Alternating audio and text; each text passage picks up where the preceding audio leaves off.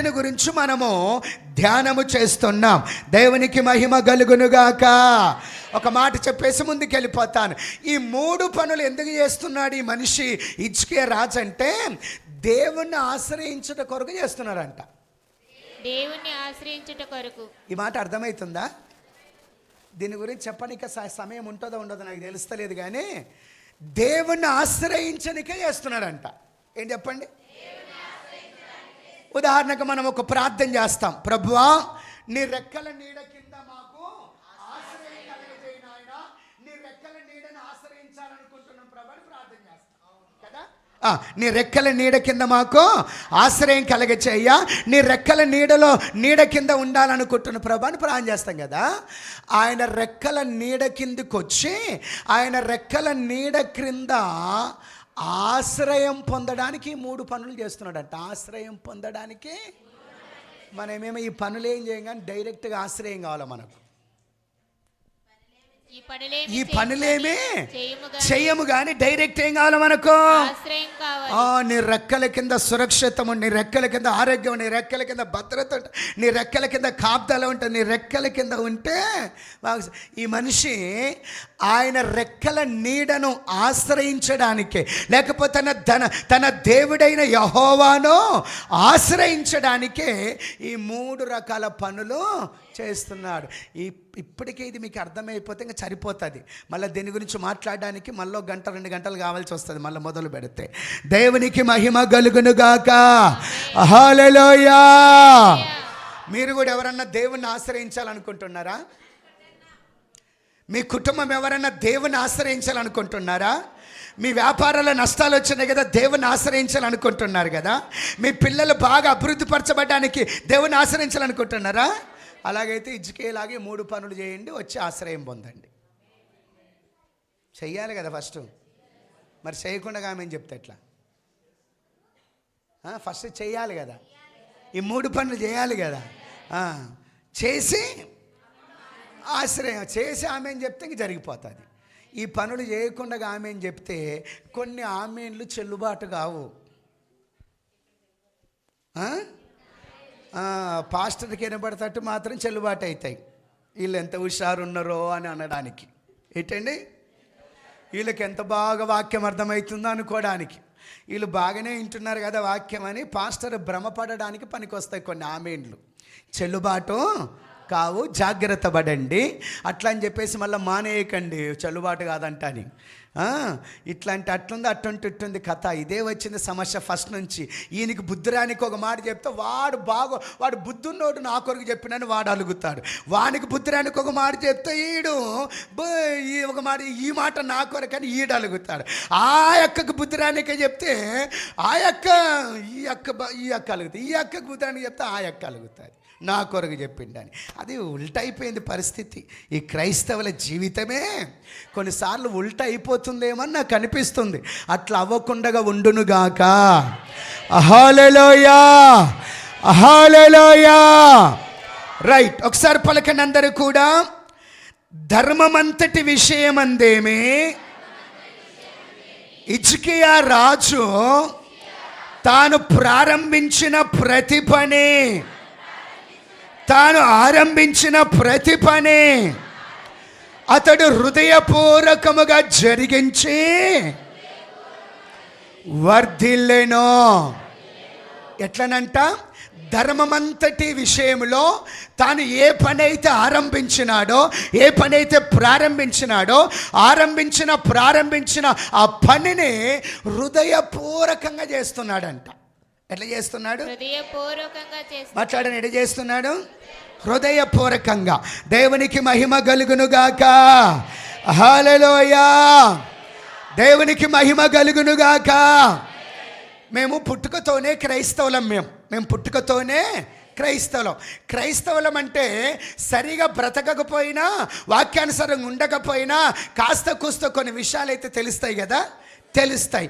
అట్లాగా నాకు ధ్యాస ఉన్నప్పటి నుండి, నాకు జ్ఞానం ఉన్నప్పటి నుండి నేను ఆలోచన చేస్తే చాలామంది సేవకురాండ్లో సేవకు వచ్చేసినారు. సేవ చేద్దామని ట్రైనింగ్కు పోయినారు, సేవ చేద్దామని బైబుల్ ట్రైనింగ్ చేసినారు, సేవ చేద్దామని సర్టిఫికెట్ తెచ్చుకున్నారు, సేవ చేద్దామని సేవ ప్రారంభించినారు, సేవ చేద్దామని సువార్త ప్రారంభించినారు, సేవ చేద్దామని వారి ఇల్లు ఆ పరిస్థితులన్నీ విడిచిపెట్టి వేరే ప్రాంతానికి వెళ్ళిపోయినారు సేవ చేతమని. అలాగా నాకు ధ్యాస ఉన్నప్పటి నుంచి చాలామంది. ఆ తర్వాత కల్వకుర్తిలో 94వ సంవత్సరం జూన్ నెల 8వ తారీఖు నేను రక్షణ పొందినాను. నేను రక్షణ పొందినప్పటి నుంచి మరికొంతమంది నేను చూస్తూ ఉన్నాను. ఇలాగా సేవ చేద్దామని ట్రైనింగ్ చేసిన వాళ్ళు, కాలేజీకి వెళ్ళిన వాళ్ళు, ట్రైనింగ్ సర్టిఫికేట్ తీసుకున్న, ఆర్డినేషన్ తీసుకున్న వాళ్ళు, ఇవన్నీ ఎన్నెన్ని తీసుకొని సేవ ప్రారంభించడం. అయితే వాళ్ళల్లో చాలామంది సేవ చేయకుండా వెనక్కి వెళ్ళిపోయినారు, సేవ చేయకుండా రిటర్న్ తిరిగిపోయినారు, సేవ చేయకుండా ఆగిపోయినారు, సేవ చేయకుండా ఇంకొకటి చేస్తున్నారు, సేవ చేయకుండా ఇంకొకటి చేస్తున్నారు, సేవ చేయకుండా ఇంకొకటి చేస్తూ ఉన్నారు. గతంలో, ఇప్పుడు కాదు కానీ కొన్ని సంవత్సరాల కిందట ఈ విషయం నా దృష్టికి వచ్చింది. ఈ విషయము నా దృష్టికి వచ్చింది. దేవునికి మహిమ కలుగునుగాక. ఎప్పుడంటే 2014వ సంవత్సరము అక్టోబర్ నెలలో నాకు ఈ విషయం నా దృష్టికి వచ్చింది. 2014వ సంవత్సరము అక్టోబర్ నెలలో ఈ విషయం నా దృష్టికి వచ్చి వాళ్ళందరూ వెనుకలు చాలా బాధ అనిపించింది. అయ్యో ఎట్లబ్బా, వీళ్ళు అప్పటి నుంచి సేవలో ఉన్నోళ్ళు కదా, అప్పటి నుంచి సేవ చేసేవాళ్ళు కదా, ఆ బైబుల్ ట్రైనింగ్కి వెళ్ళారు కదా, 4 సంవత్సరాలు చేశారు కదా, కొన్ని లక్షలు ఖర్చు అయ్యాయి కదా, ఆర్డినేషన్ తీసుకుంటారు కదా, మరి ఏంటబ్బా ఇప్పుడు ఇట్లా అయిపోయిందని చెప్పేసి కొంచెం ఆలోచన చేసినప్పుడు నాలోన దుష్టుడు ఏం చేసిండంటే కొంచెం గర్వం తీసుకొచ్చి పెట్టిండు. ఏం తీసుకొచ్చి పెట్టిండు? వాళ్ళు ఓడిపోయినారు, వాళ్ళు పడిపోయినారు, వాళ్ళు జారిపోయినారు, వాళ్ళు ఆయనకు నేను చూడు సేవ చేస్తాను గర్వం తీసుకొచ్చి పెట్టేసినాడు. పెడితే దేవుని మహాకృపను బట్టి పరిశుద్ధాత్ముడు వెంటనే గ్రహింపచేస్తే ఆ సమయంలో ఒక 10 రోజులు ఎక్కడికి వెళ్ళకుండగా దేవుని మందిరంలో కూర్చొని నా గర్వాన్ని నేను ఒప్పుకుంటూ ప్రార్థన చేసిన 2014వ సంవత్సరము అక్టోబర్ నెలలో. దేవునికి మహిమ కలుగునుగాక. హల్లెలూయా.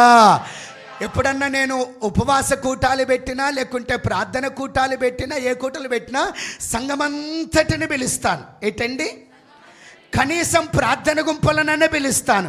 ఆ టైంలో ఎవరిని పిలవకుండా ఒక్కనే మందిరంలో ప్రార్థన చేస్తూ వచ్చినాను. గుర్తుందా ఎవరికన్నా? ఆల్రెడీ ప్రకటన చేసిన నేను, గుర్తుందా? ఆ టైంలో ఆ విషయాలు నన్ను అట్లా చేసినాయి. దేవునికి మహిమ కలుగునుగాక. హల్లెలూయా, హల్లెలూయా. అప్పుడు ఆ సంగతి నాకు అర్థం కాలే. ఇప్పుడు ఈ సంగతి నాకు అర్థమవుతుంది. ఆ సంగతి నాకు ఇప్పుడు అర్థం. ఎందుకు అట్లా వాళ్ళు అయిపోయినారంటే, వాళ్ళు ఆరంభించిన పని, వాళ్ళు ప్రారంభించిన పని, వాళ్ళు మొదలుపెట్టిన సేవ, వాళ్ళు ప్రారంభించిన పరిచర్య వాళ్ళు ఎట్లా చేయలేదు? హృదయపూర్వకంగా చేయలేదు. అందుకే అట్లా అయిపోయినారని ఎప్పుడు 12 సంవత్సరాల కిందట చింత చేసి, ఆలోచన చేసి, వేదన పడి చేస్తే దేవుడు 12 సంవత్సరాల తర్వాత ఆ సంగతి నాకు తెలియజేస్తున్నాడు. గిట్టుంటే దేవుని కథ.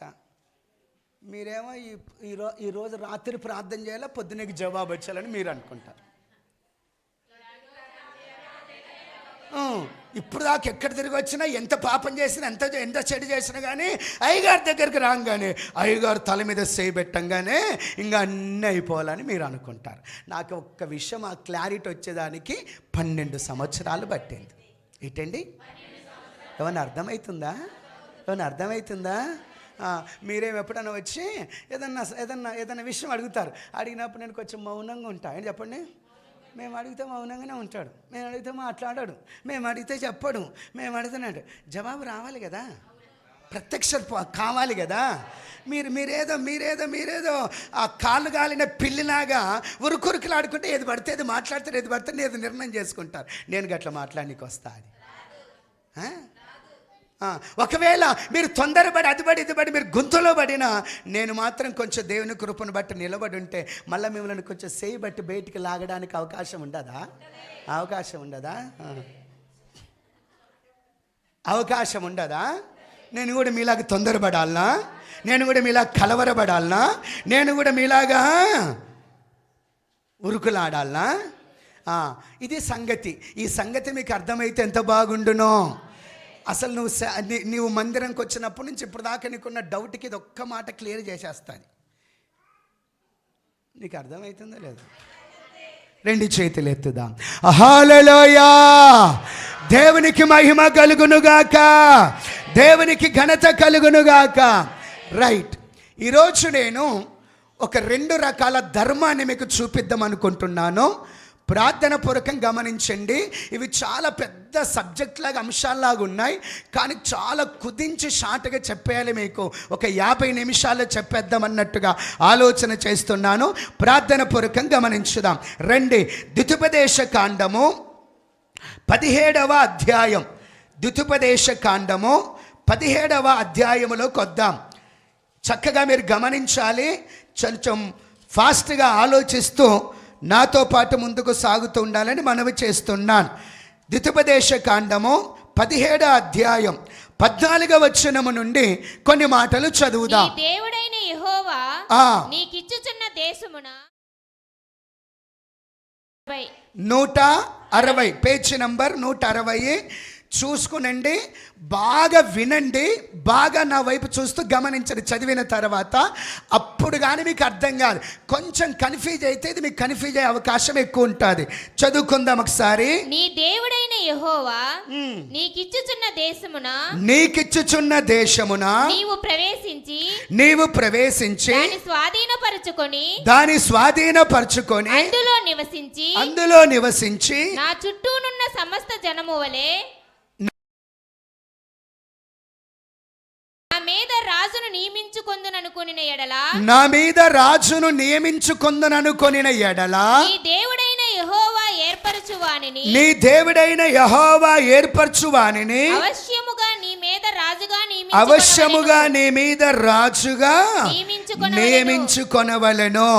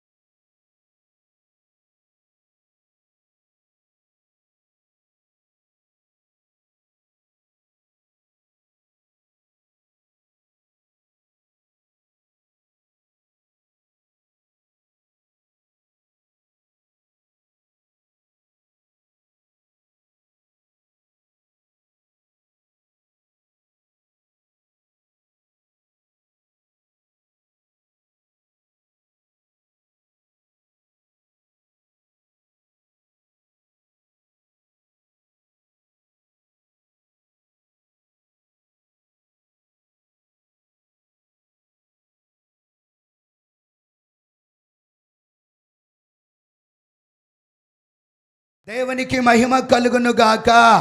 హల్లెలూయా, హల్లెలూయా. ఎక్కడ చేరుకున్నారు? కానాను దేశానికి చేరుకున్నారు.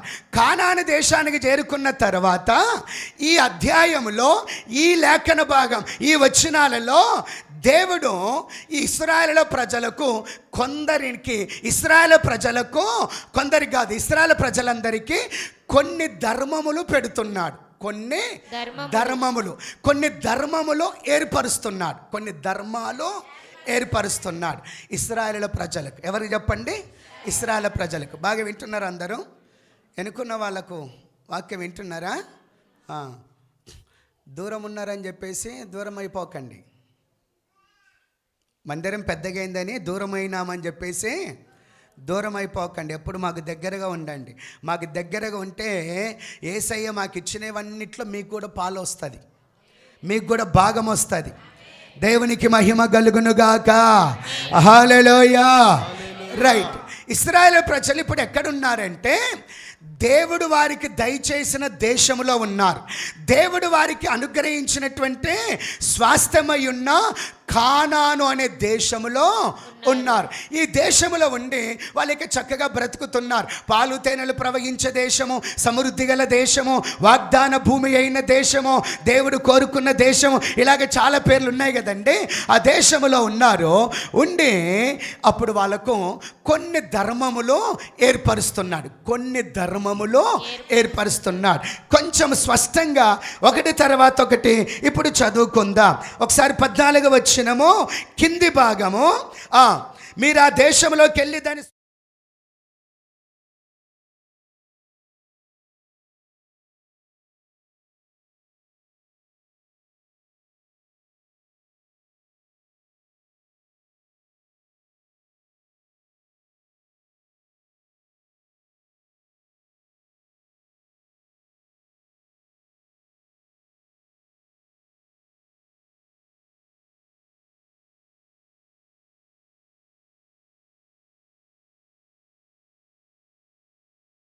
వీరికి ఇప్పుడు దాకా ఎవరు లేరు?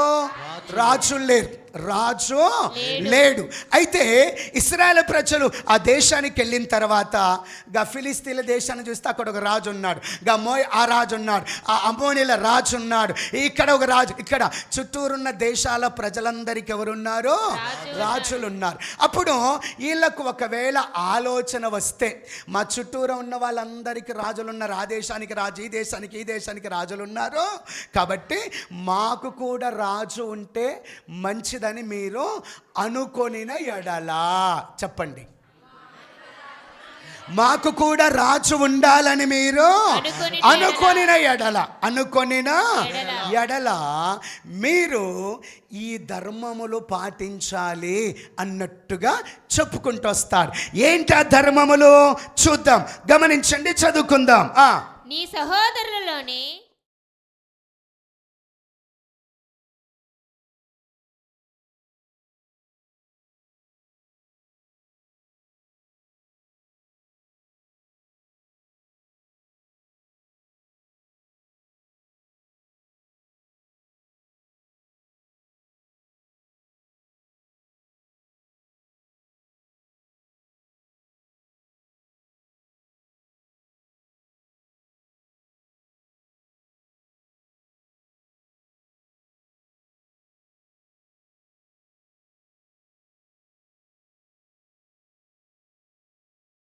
ఇది మీకు ధర్మము అని చెప్తున్నాడు. ఏంటి ఇది మీకు ధర్మము? ఏది ధర్మము?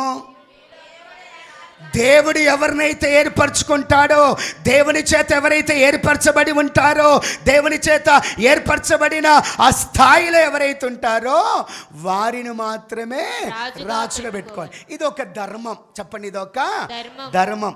దేవునికి మహిమ కలుగును గాక. హల్లెలూయా, హల్లెలూయా. మీ అందరిలో ఎవరి ఇష్టం మీకు బాగా?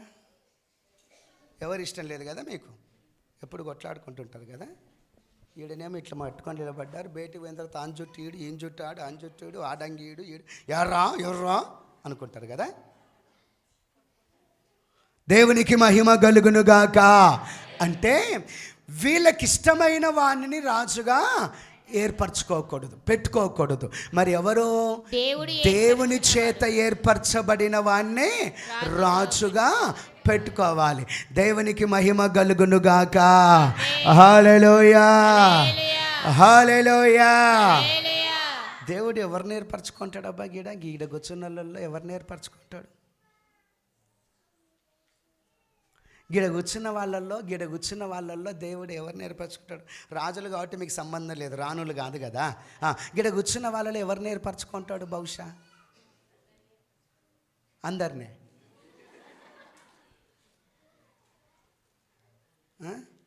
అందరిని ఏర్పరచుకుంటాడు. చింత చెట్టు మామిడికాయలు కాసినట్టుంది ఈ మాట. దేవునికి మహిమ కలుగును గాక. హల్లెలూయా, హల్లెలూయా. ఎవరు ఏర్పరచుకుంటాడు? శాంతన్ననా? ఈ శాంతన్న పేరు చెప్తున్నారు అందరూ. రామన్నను కూడానా? ఎవరో ఒకరు రండి బాబు, నాకు టైం సరిపోదు మళ్ళా. కొంచెం బాగా ఉరుకులాడాలి చూడు, మరి కష్టమవుతుంది. దేవునికి మహిమ కలుగునుగాక. హల్లెలూయా, హల్లెలూయా. అంటే వీళ్ళకు రాజుగా ఒకరిని ఎవరినైనా పెట్టుకోవాలనుకుంటే వీళ్ళకి ఇష్టమైన పెట్టుకోకూడదు, ఎవరిని పడితే వాళ్ళని పెట్టుకోకూడదు, ఎవరిని అనుకుంటే వాళ్ళనే పెట్టుకోకూడదు. దేవుడు ఏర్పరిచిన ధర్మం ఏంటంటే, దేవుడు వీళ్ళకి ఇచ్చినటువంటి నియమించినటువంటి ధర్మం ఏంటంటే, ఎవరినైతే దేవుడు ఏర్పాటు చేసుకుంటాడో ఆ మనిషినే రాజుగా పెట్టుకోవాలి. ఇది ఒక ధర్మం. చెప్పండి, ఇది ఒక ధర్మం. తర్వాత చదవండి. నీ సహోదరులలోనే ఎన్నో వచనం అది? 15వ వచనం. ఇక్కడే ఉండు నువ్వు. అయ్యా నువ్వు ఇక్కడ.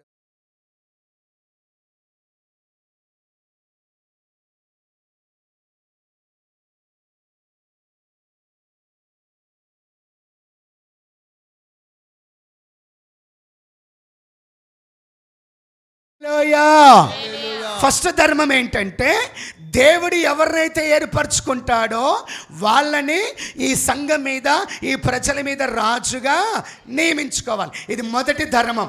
ఇక్కడ రెండవ ధర్మం ఏంటంటే, నీ సహోదరులలోనే. ఏంటి? నీ సహోదరులలోనే అంటే ఇప్పుడు ఈ మనిషి కూడా ఏమై ఉండాలి? ఇశ్రాయేలీయుడయ్యే ఉండాలి, యూదుడయ్యే ఉండాలి. అబ్రహాము, ఇస్సాకు, యాకోబు వంశములో నుండి వచ్చిన వాడయ్యే ఉండాలి. అంటే దేవుడు ఏర్పరచుకున్న వాడై ఉండాలి, ఒక ధర్మం. రెండవది, మీ సహోదరులలోనే, ఇశ్రాయేలులోనే ఒకడై ఉండాలి, ఇశ్రాయేలులోనే.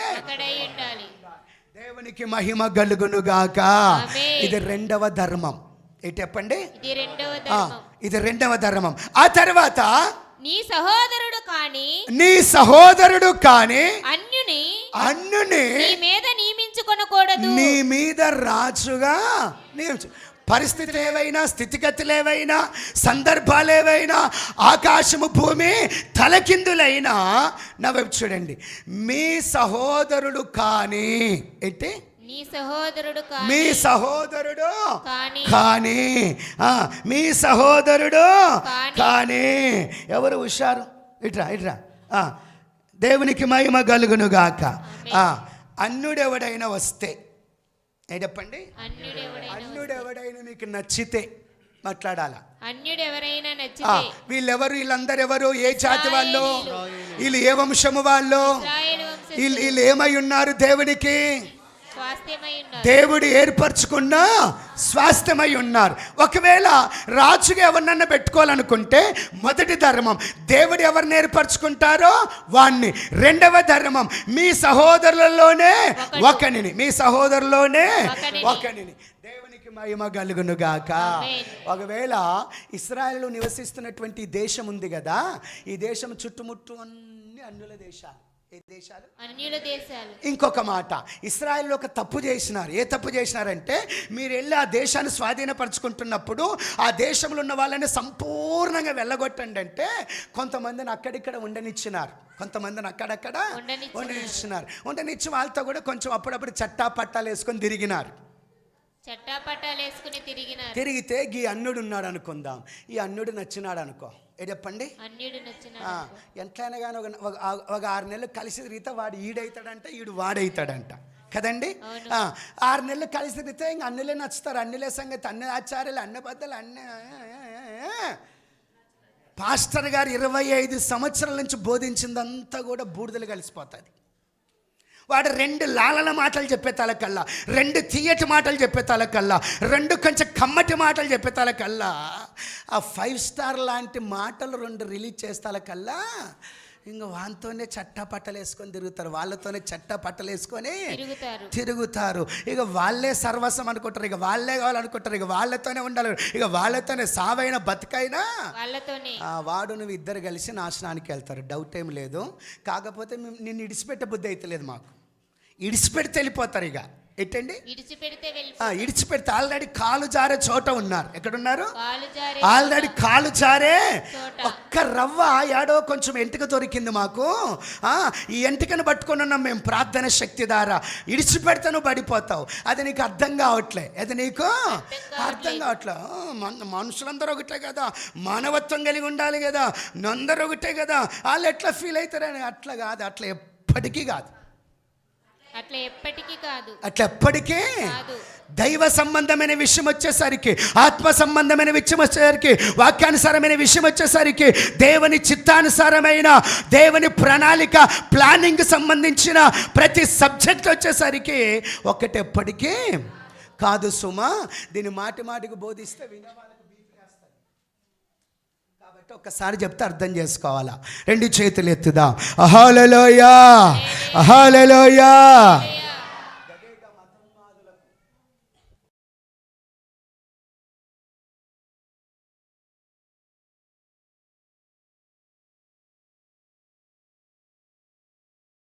ఇంకా 3 రోజులు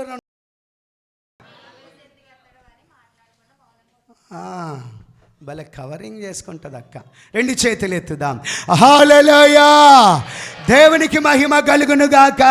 చెప్పండి. అన్నిని ఎవరిని కూడా రాజుగా నియమించుకోకూడదు. ఇది 3వ ధర్మం. చెప్పండి, ఇది 3వ ధర్మం. దేవునికి మహిమ కలుగును గాక. ఇప్పుడు ప్రజలందరికి పెట్టినటువంటి ధర్మములు ఇవి చెప్పాలి. ప్రజలందరికీ పెట్టినటువంటి ధర్మములు ఇవి. ఇప్పుడు ఒక రాజు నియమించబడ్డాడు కదా. ఇప్పుడు ఈ రాజుకు దేవుడు కొన్ని ధర్మములు పెడుతున్నాడు. చదువుకుంటొద్దాం. అతడు అంటే రాజుగా నియమించబడిన వాడు. అతడంటే రాజుగా నియమించబడిన బ్రదర్ అన్నా చెప్పనా. అతడు అంటే రాజుగా నియమించబడిన వాడు. ఇప్పుడు దాకా ఇశ్రాయేలు ప్రజలకు పెట్టిన ధర్మాలు, ఏర్పరిచినటువంటి ధర్మములు ఇవి. ఇప్పుడు ఎవరి దగ్గరకు వచ్చినాడు దేవుడు? రాజుగా నియమించబడిన వాడు, రాజుగా ప్రతిష్ఠించబడిన వాడు, రాజరికంలోనికి ఎక్కి వచ్చిన వాడు, రాజసింహాసనం మీదకి ఎక్కి వచ్చిన వాడు, ఉన్నతమైన స్థితిలోకి వచ్చినవాడు. వీనికి కూడా, రాజుకు కూడా ఇప్పుడు దేవుడు కొన్ని ధర్మములు పెడుతున్నాడు. కొన్ని ధర్మములు చదువుకుందాం. గుర్రములను విస్తారముగా సంపాదించుకొనవలదు. వినండి జాగ్రత్తగా. దేవునికి మహిమ కలుగునుగాక. హల్లెలూయా. ఓయ్యా రాజా, ఇశ్రాయేలులా రాజా, దేవుడు తన దయచేత తన కృప చేత నిన్ను ఏర్పరచుకున్నాడు. ఏంటండి? నిన్ను ఏర్పరచుకున్నాడు. ఇంతమంది ప్రజలుండగా, ఎదుగు మీ వంశములు అంతమంది ఉండగా, ఆ పరిస్థితులు అంత ఉండగా నిన్ను ఏర్పరచుకున్నాడు. ఎట్లా ఏర్పరచుకున్నాడు? రాజుగా. ఎటు బ్రదర్? రాజుగా. పాత నిబంధన కాలంలో రాజును విడదీసి వాక్యం బోధిస్తుంది, యాజకుని విడదీసి వాక్యము బోధిస్తుంది. చదవద్దు కానీ రాసుకునండి, మీకు ఆల్రెడీ ఐడియా ఉంటుంది అన్నమాట. క్రొత్త నిబంధనలో పేతురు రాసిన మొదటి పత్రిక 2:9 మనము రాజులైన యాజక సమూహము అని అంటాడు. చెప్పండి. మనము రాజులైన యాజక సమూహము అంటే కొత్త నిబంధనలో రాజు ఈయననే, యాజకుడేనే. అంటే ప్రతి విశ్వాసి ఏమై ఉన్నాడు? రాజు అయి ఉన్నాడు, యాజకుడై ఉన్నాడు. నా వైపు చూడండి, నేను ఎక్కువ వివరించిన విషయంలో. అంటే కొత్త నిబంధనలకు వస్తారు కల్లా నిన్ను దేవుడు ఏర్పరచుకున్నాడు. ఏం చెప్పండి? దేవుడు ఏర్పరచుకున్నాడు. పాడేవారుగానేమో, ప్రార్థించేవారుగానేమో ఏర్పరచుకున్నారనే మాట కలపొచ్చు కదా. పాడేవారుగానేమో ఏర్పరచుకున్నాడు, ప్రార్థించేవారుగానేమో, ఆరాధించేవారుగానేమో, వాక్యం చదివేవారుగానేమో, వాక్యం బోధించేవారుగానేమో, బ్రాంచి సంఘములో సేవకునిగానేమో, సేవకురాలుగానేమో, పరిచారకుడిగానేమో, మైక్ ఆపరేటర్ గానేమో, ప్యాడ్ ప్లేయర్ గానేమో, మందిరంలో చీపురు కొట్టడి విషయంలోనేమో ఏర్పరచుకున్నాడు. దేవునికి మహిమ కలుగునుగాక. హల్లెలూయా. రాజుగా ఏర్పరచుకున్న తర్వాత ఈయనకు కొన్ని ధర్మాలు పెడుతున్నాడు, కొన్ని ధర్మములు. ఫస్ట్ ఏంటంటే గుర్రములను విస్తారముగా సంపాదించుకున్నాడు. ఇది దేవుడు ఇశ్రాయేలుల రాజుకు ఏర్పరిచిన ధర్మం. చెప్పాలి. ఇశ్రాయేలుల రాజుకు ఏర్పరిచిన ధర్మం. ఇది వేరే వాళ్ళకు గుర్తించదు. రాజు అంటే గుర్రాలే కదా కావాల్సింది. రాజు అంటే ఘనత గుర్రాల కన్నా కదా ఉండేది. రాజు అంటే రథపులే కదా. అంటే అది లోకం అట్లుంటది అనమాట. కానీ ఇశ్రాయేలులకు రాజు. ఎవరికి రాజు? సంగమునకు రాజు. ఎవరికి రాజు? సంగమునకు నాయకుడు. ఎవరికి నాయకుడు? కాబట్టి నీ కొరకు ఏర్పరిచిన ధర్మం ఏంటంటే విస్తారముగా గుర్రములను సంపాదించు. ఒక ధర్మం లెక్క పెట్టండి.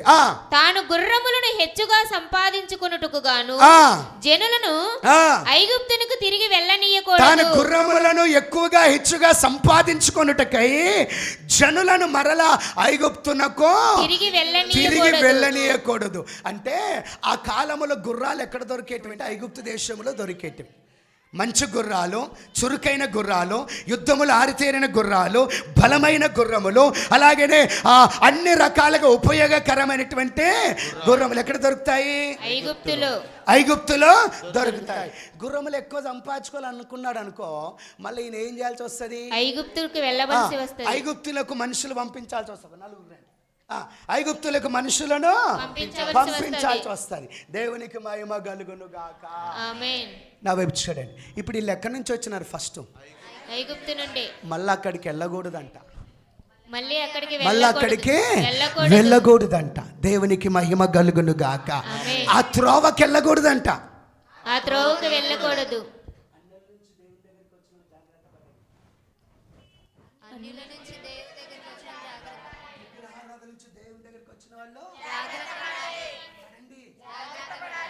చెప్పించబడిన స్థితిగతులు ఆచార స్థితిగతుల నుంచి బయటకు వచ్చిన వాళ్ళు అక్కడ నుంచి వచ్చినారు. ఇది దేవుడు ఏర్పరిచిన ధర్మం. వీడు రాజు కదా, వీని గాన కొంచెం నేను రాజునైనా కదా, ఇక నాకేం తక్కువ, నాకేమి, నేను చెప్పినట్టు వాళ్ళు వినాలి కదా అని చెప్పేసి గాన గుర్రములు సంపాదించుకోవడానికి మళ్ళా ఐగుప్తునకు మనుషులను పంపకూడదు. ఇది రెండవ ధర్మం. ఎవరికి? రాజుకి. తర్వాత ఏలయనగా యెహోవా ఇక మీదట మీరు ఈ త్రోవను వెళ్ళకూడదని, అది దాటేసి రాకూడదా? ఇందాక వివరిస్తాం కదా. తన హృదయము తొలగిపోకుండునట్లు అతడు. ఒక నిమిషం, ఇందాక ఎక్కడ చదివినాను? 16వ వచనం. ఆ త్రోవకు వెళ్ళకూడదు అన్నమాట కదా. అవును. చూడండి ఎక్కడది? ఈ త్రోవను వెళ్ళకూడదు మీతో చెప్పాను. 17వ వచనం. తన హృదయము తొలగిపోకుండునట్లు అతడు అనేక స్త్రీలను వివాహము చేసుకున్నాడు. తన హృదయము తొలగిపోవునట్లు అతడు అనేక స్త్రీలను వివాహము చేసుకున్నాడు. రాజుకు ఏర్పరుస్తున్న ధర్మములు ఇవి. ఏవి? రాజుకు ఏర్పరుస్తున్న ధర్మములు. ఒకటి, గుర్రములను విస్తారంగా సంపాదించు. రెండవది, గుర్రములను సంపాదించడం మళ్ళా ప్రజలను, దేవుని జనాంగాన్ని ఐగుప్తునకు పంపకూడదు. రెండవది. మూడవ ధర్మం ఏంటంటే తన హృదయము దేవుని దగ్గర నుండి తొలగిపోకుండానట్లుగా అతడు అనేకమైన స్త్రీలని వివాహము చేసుకోడు. పాత కాలంలో నిబంధన అనేది కాదు, కానీ పాత కాలంలో రాజులకు భార్యలు ఎక్కువ. పలకట్లేదేంటో? పాతకాలములో, పురాతన కాలములో, పూర్వకాలములో రాజులకు భార్యలు ఎక్కువ. ఎందుకు ఎక్కువ అంటే ఈ రాజు ఇంకొక రాజ్యం మీద యుద్ధం చేస్తే ఆ రాజ్యాన్ని ఓడించినాడు అనుకో, ఆ రాజు భార్యలను లేకుంటే బిడ్డలను లేకుంటే ఇంట్లో ఉన్న వాళ్ళను నచ్చిన వాళ్ళందరూ తీసుకొచ్చి పెళ్లి చేసుకోవచ్చు. ఎందుకంటే ఆ రాజ్యాన్ని జయించినారు కదా. ఇంకా తిరుగులేదు, ఇంకా ఎదురు లేదు, ఇంకా చెప్పే వాళ్ళు ఎవరు లేరు, చెప్పే హక్కు ఎవరికి కూడా. ఎవరైనా చెప్పనికి వస్తే వాళ్ళని కూడా నరికేయచ్చు. కాబట్టి అట్లా భార్యలు ఎక్కువ చేసుకునే వాళ్ళు ఆ కాలంలో. భార్యలను ఎక్కువ చేసుకునేవారు ఆ కాలంలో. ఈ అన్నలు మాట్లాడట్లేదు అన్న, పలకండి అన్న, కొంచెం పలకండి అన్నా. నేనేమన్నా మీకు మళ్ళీ పెళ్లి చేస్తా అంటున్నానా? మరి నకరాలు చేస్తున్నారా? జవాబు చెప్పక.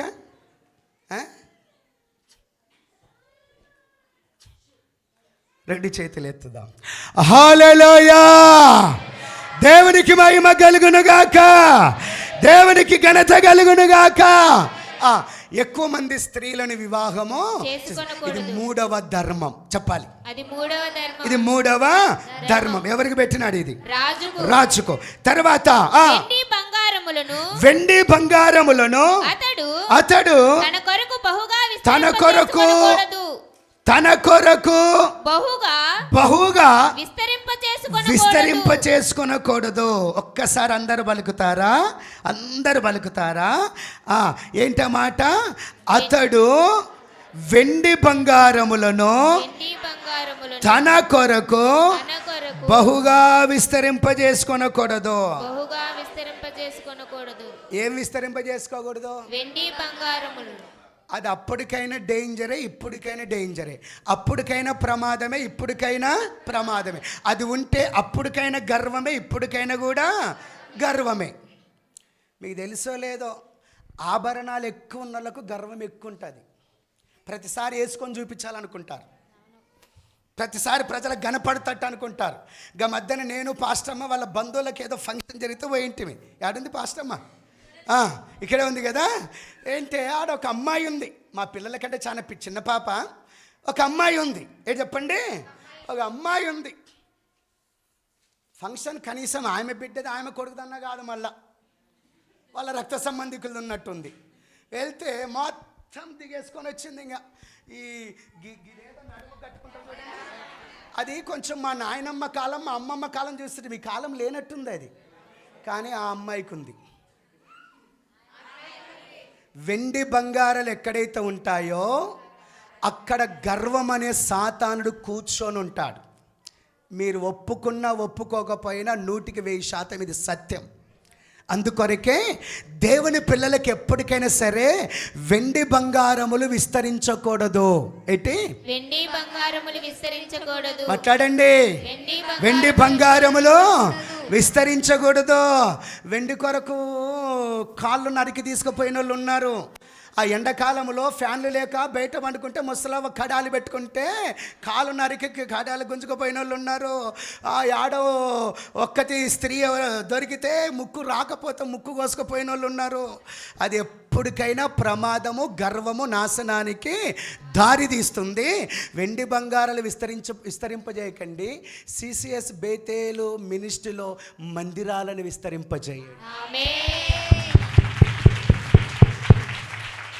దేవునికి మహిమ కలుగునుగాక. ఇప్పుడు మీ ఇళ్ళల్లో ఉన్న బంగారం వెండంతగానే తీసుకొని వస్తే 2 నెలలు తిరగకుండగా 20 మందిరాలు కట్టేస్తా. 2 నెలలు కూడా తిరగకుండగా.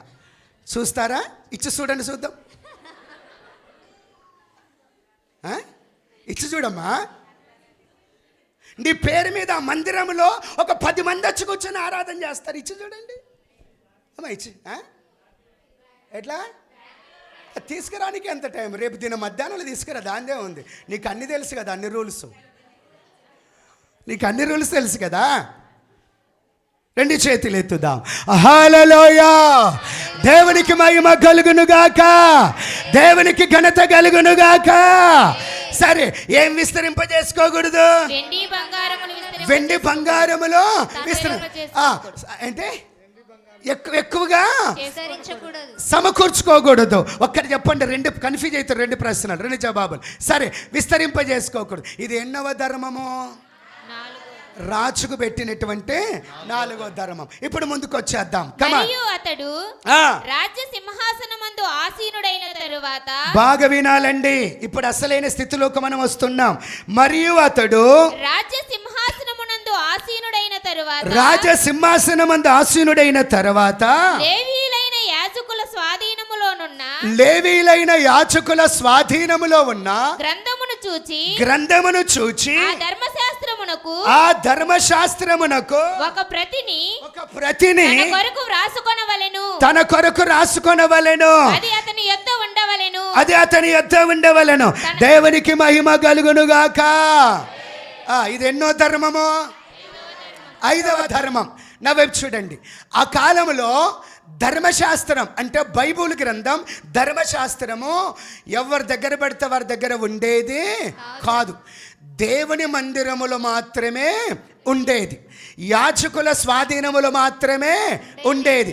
లేవీల స్వాధీనములు మాత్రమే ఉండేది. మరి ప్రజలు ఏంటంటే ఒట్టిగా కానుకలు, అర్పణలు, బలులు, నైవేద్యములు తీసుకొని వచ్చి మందిరానికి వెలుపల ఆ కరెంటు స్తంభం దగ్గరుండి అయ్యా అని కేక వేస్తే అప్పుడు లేవీలు చూసి, అప్పుడెప్పుడో మాట్లాడినాం కదా పోయిన సంవత్సరం, ఎప్పుడో యాజకులు లేవీలు అనే మాట అట్లా పిలిస్తే లేవీలు వెళ్ళి దాన్ని తీసుకొచ్చి బలి అర్పి చేసేవాళ్ళు. మరి ఇప్పుడు ధర్మశాస్త్ర గ్రంథం ఎవరి దగ్గర ఉంది? దేవుని మందిరములో లేవీలైన యాజకుల స్వాధీనములో. యాజకుల మరి ఎక్కడ బైబుల్ ఉండేది కాదు, చెప్పాలి. మరి ఎక్కడ బైబుల్ ఉండేదే కాదు. ఇప్పుడు ఈ రాజసింహాసనం ఎక్కిన తర్వాత ఏం చేయాలంటే తన సహోదరులైన లేవీల దగ్గరికి వచ్చి వాళ్ళ దగ్గర ఉన్నటువంటి గ్రంథం ఉంది కదా, అట్లాంటి గ్రంథాన్ని ఇంకొకటి ప్రతిని రాసుకొని తన దగ్గర జాగ్రత్తగా పెట్టుకోవాలంట. ఎట్లా పెట్టుకోవాలి చెప్పండి? తన దగ్గర జాగ్రత్త. ఎన్నో ధర్మం ఇది? 5వ ధర్మం. 2 చేతులు ఎత్తుదాం. హల్లెలూయా, హల్లెలూయా. ఎట్లా పెట్టుకోవాలి అది? జాగ్రత్తగా చెప్పండి, మాట్లాడండి. జాగ్రత్తగా పెట్టుకోవాలి. జాగ్రత్తగా అంటే మీలాగనే ఆదివారం బైబిల్ పట్టుకొని వచ్చి గిడ పెట్టుకొని వాళ్ళు ఎవరు చదివితే ఆయన ఎవరో మొత్తుకొని చెప్తే అంతా అయిపోయిన తర్వాత మళ్ళీ తీసుకుపోయి ఇట్లా పెట్టుకొని గూట్లో పెట్టి మళ్ళీ ఆదివారం తీసి దుమ్ము దులిపి తీసుకొస్తంత జాగ్రత్త. అంతేనా? మీ భర్తలు అట్లే చేస్తారు కదా.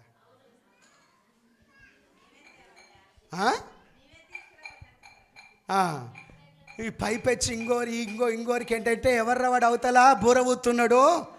దేవునికి మహిమ కలుగునుగాక. హల్లెలూయా.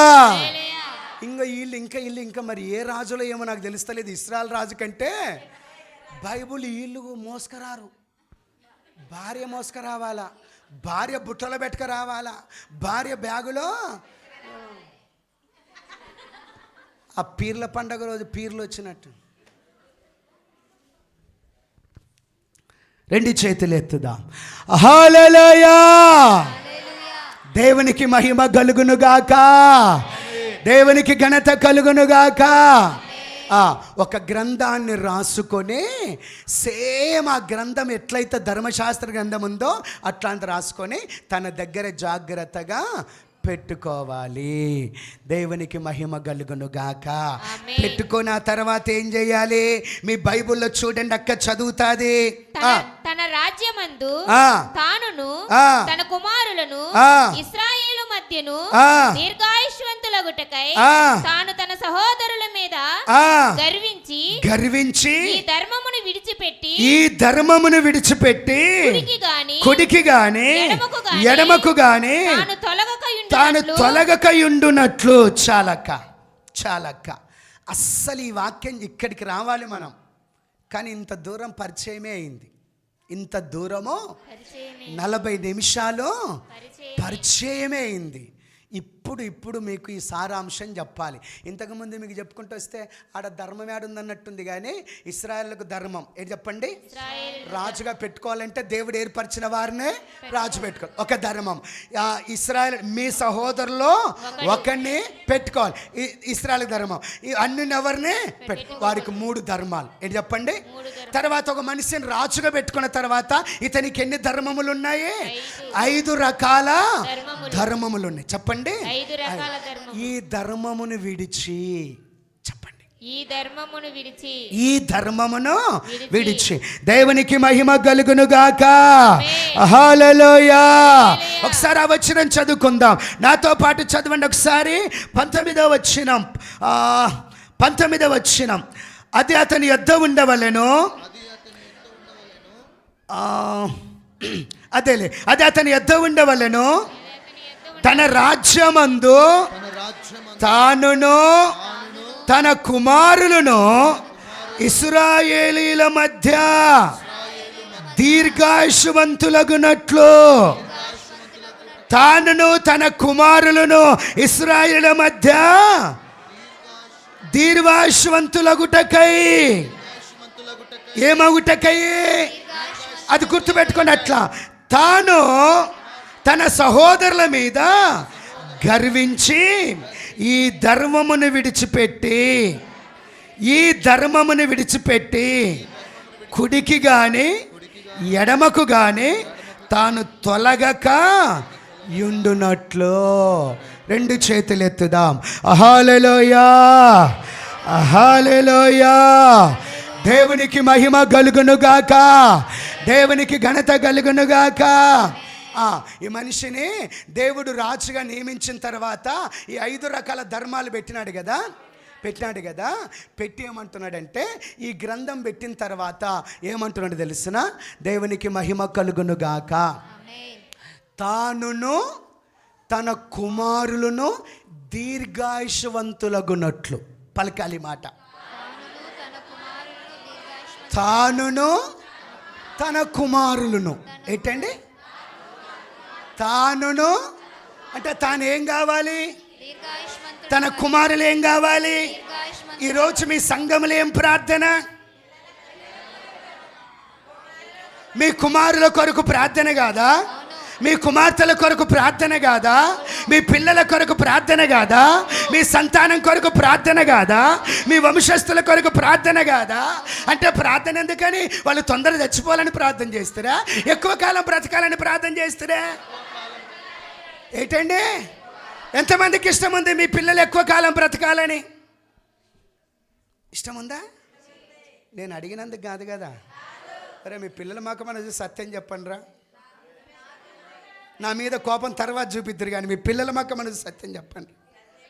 నాన్న అన్న మీ పిల్లల మాకు మన సత్యం చెప్పండి అన్న. ఉరుమురిమ చూస్తున్నారు వాళ్ళనండి. దేవునికి మహిమ కలుగునుగాక, హల్లెలూయా. దేవునికి ఘనత కలుగునుగాక. అంటే ఈ 5 రకాల ధర్మములు చెప్పండి. ఎందుకొరకంటే తాను దీర్ఘాయుష్వంతుడు కావాలని. ఏంటండి? తన కుమారులు కూడా దీర్ఘాయుష్వంతులు కావాలని. దేవునికి మహిమ కలుగునుగాక. నాకు అనిపించింది వాక్యం చదివి ధ్యానం చేస్తున్నప్పుడు వీళ్ళకేమో 3 ధర్మములు ఏర్పరిచా, రాజుకేమో 5 ధర్మములు ఏర్పరిచా. ఇంకా అయిపోలే, 5 ధర్మములు ఏర్పరిచా. ఎందుకబ్బా ఇంత కఠినంగా ఉన్నాడు ఆయన మీద దేవుడు? ఎందుకబ్బా ఇంత అంటే ఏర్పరచబడిన మనిషి కదా, ప్రత్యేకించబడిన మనిషి కదా.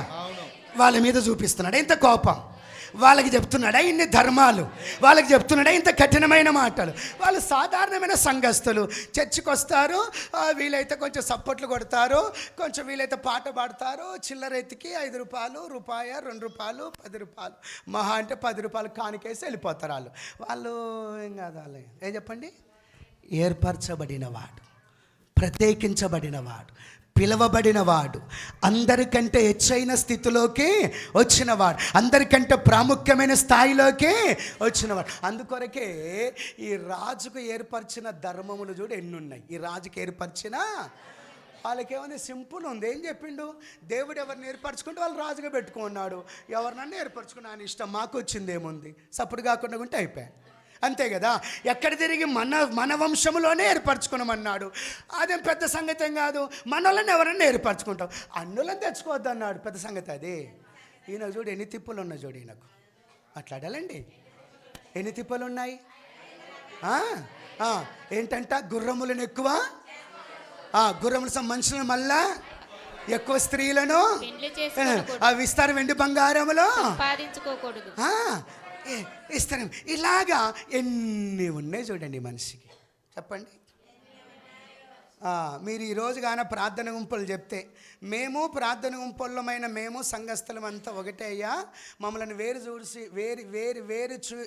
చేసి మమ్మల్ని చూడొద్దంటే నేను మిమ్మల్ని గీళ్ళలాగా ఇడిచిపెట్టేస్తాను. 2 మాటలు మాట్లాడి గీళ్ళలాగా.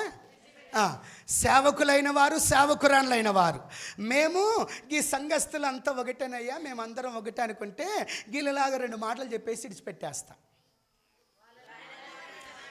పరిచర్య చేస్తాం, అది చేస్తాం, ఇది చేస్తామని ముందుకొచ్చిన ఉన్నారు కదా, వాళ్ళు కూడా మేము సంఘస్థలం అందరం ఒకటే అంటే 2 మాటలు చెప్పి విడిచిపెట్టేస్తా. చాలాసార్లు ఇంతకుముందు చెప్పినట్టున్నా, చర్చికి వచ్చిపోవచ్చు, సంతకు వచ్చిపోయినట్టుగా వచ్చిపోవచ్చు అని చెప్పేసి. కానీ ఏర్పరచబడిన స్థాయికి వస్తే ఇన్ని కఠినాలు ఉంటాయి, ఇన్ని స్థితిగతులు ఉంటాయి. చెప్పండి, ఏమంటున్నాడు?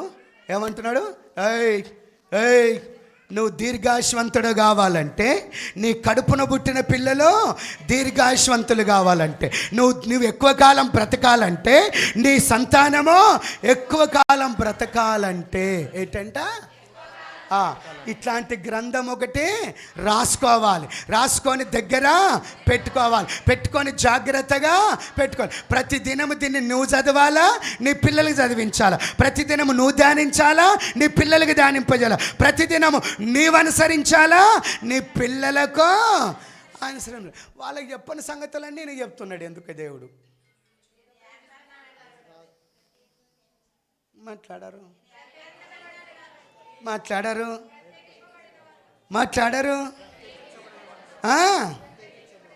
మేము అందరిలాంటి వాళ్ళం అంటే నో ప్రాబ్లం.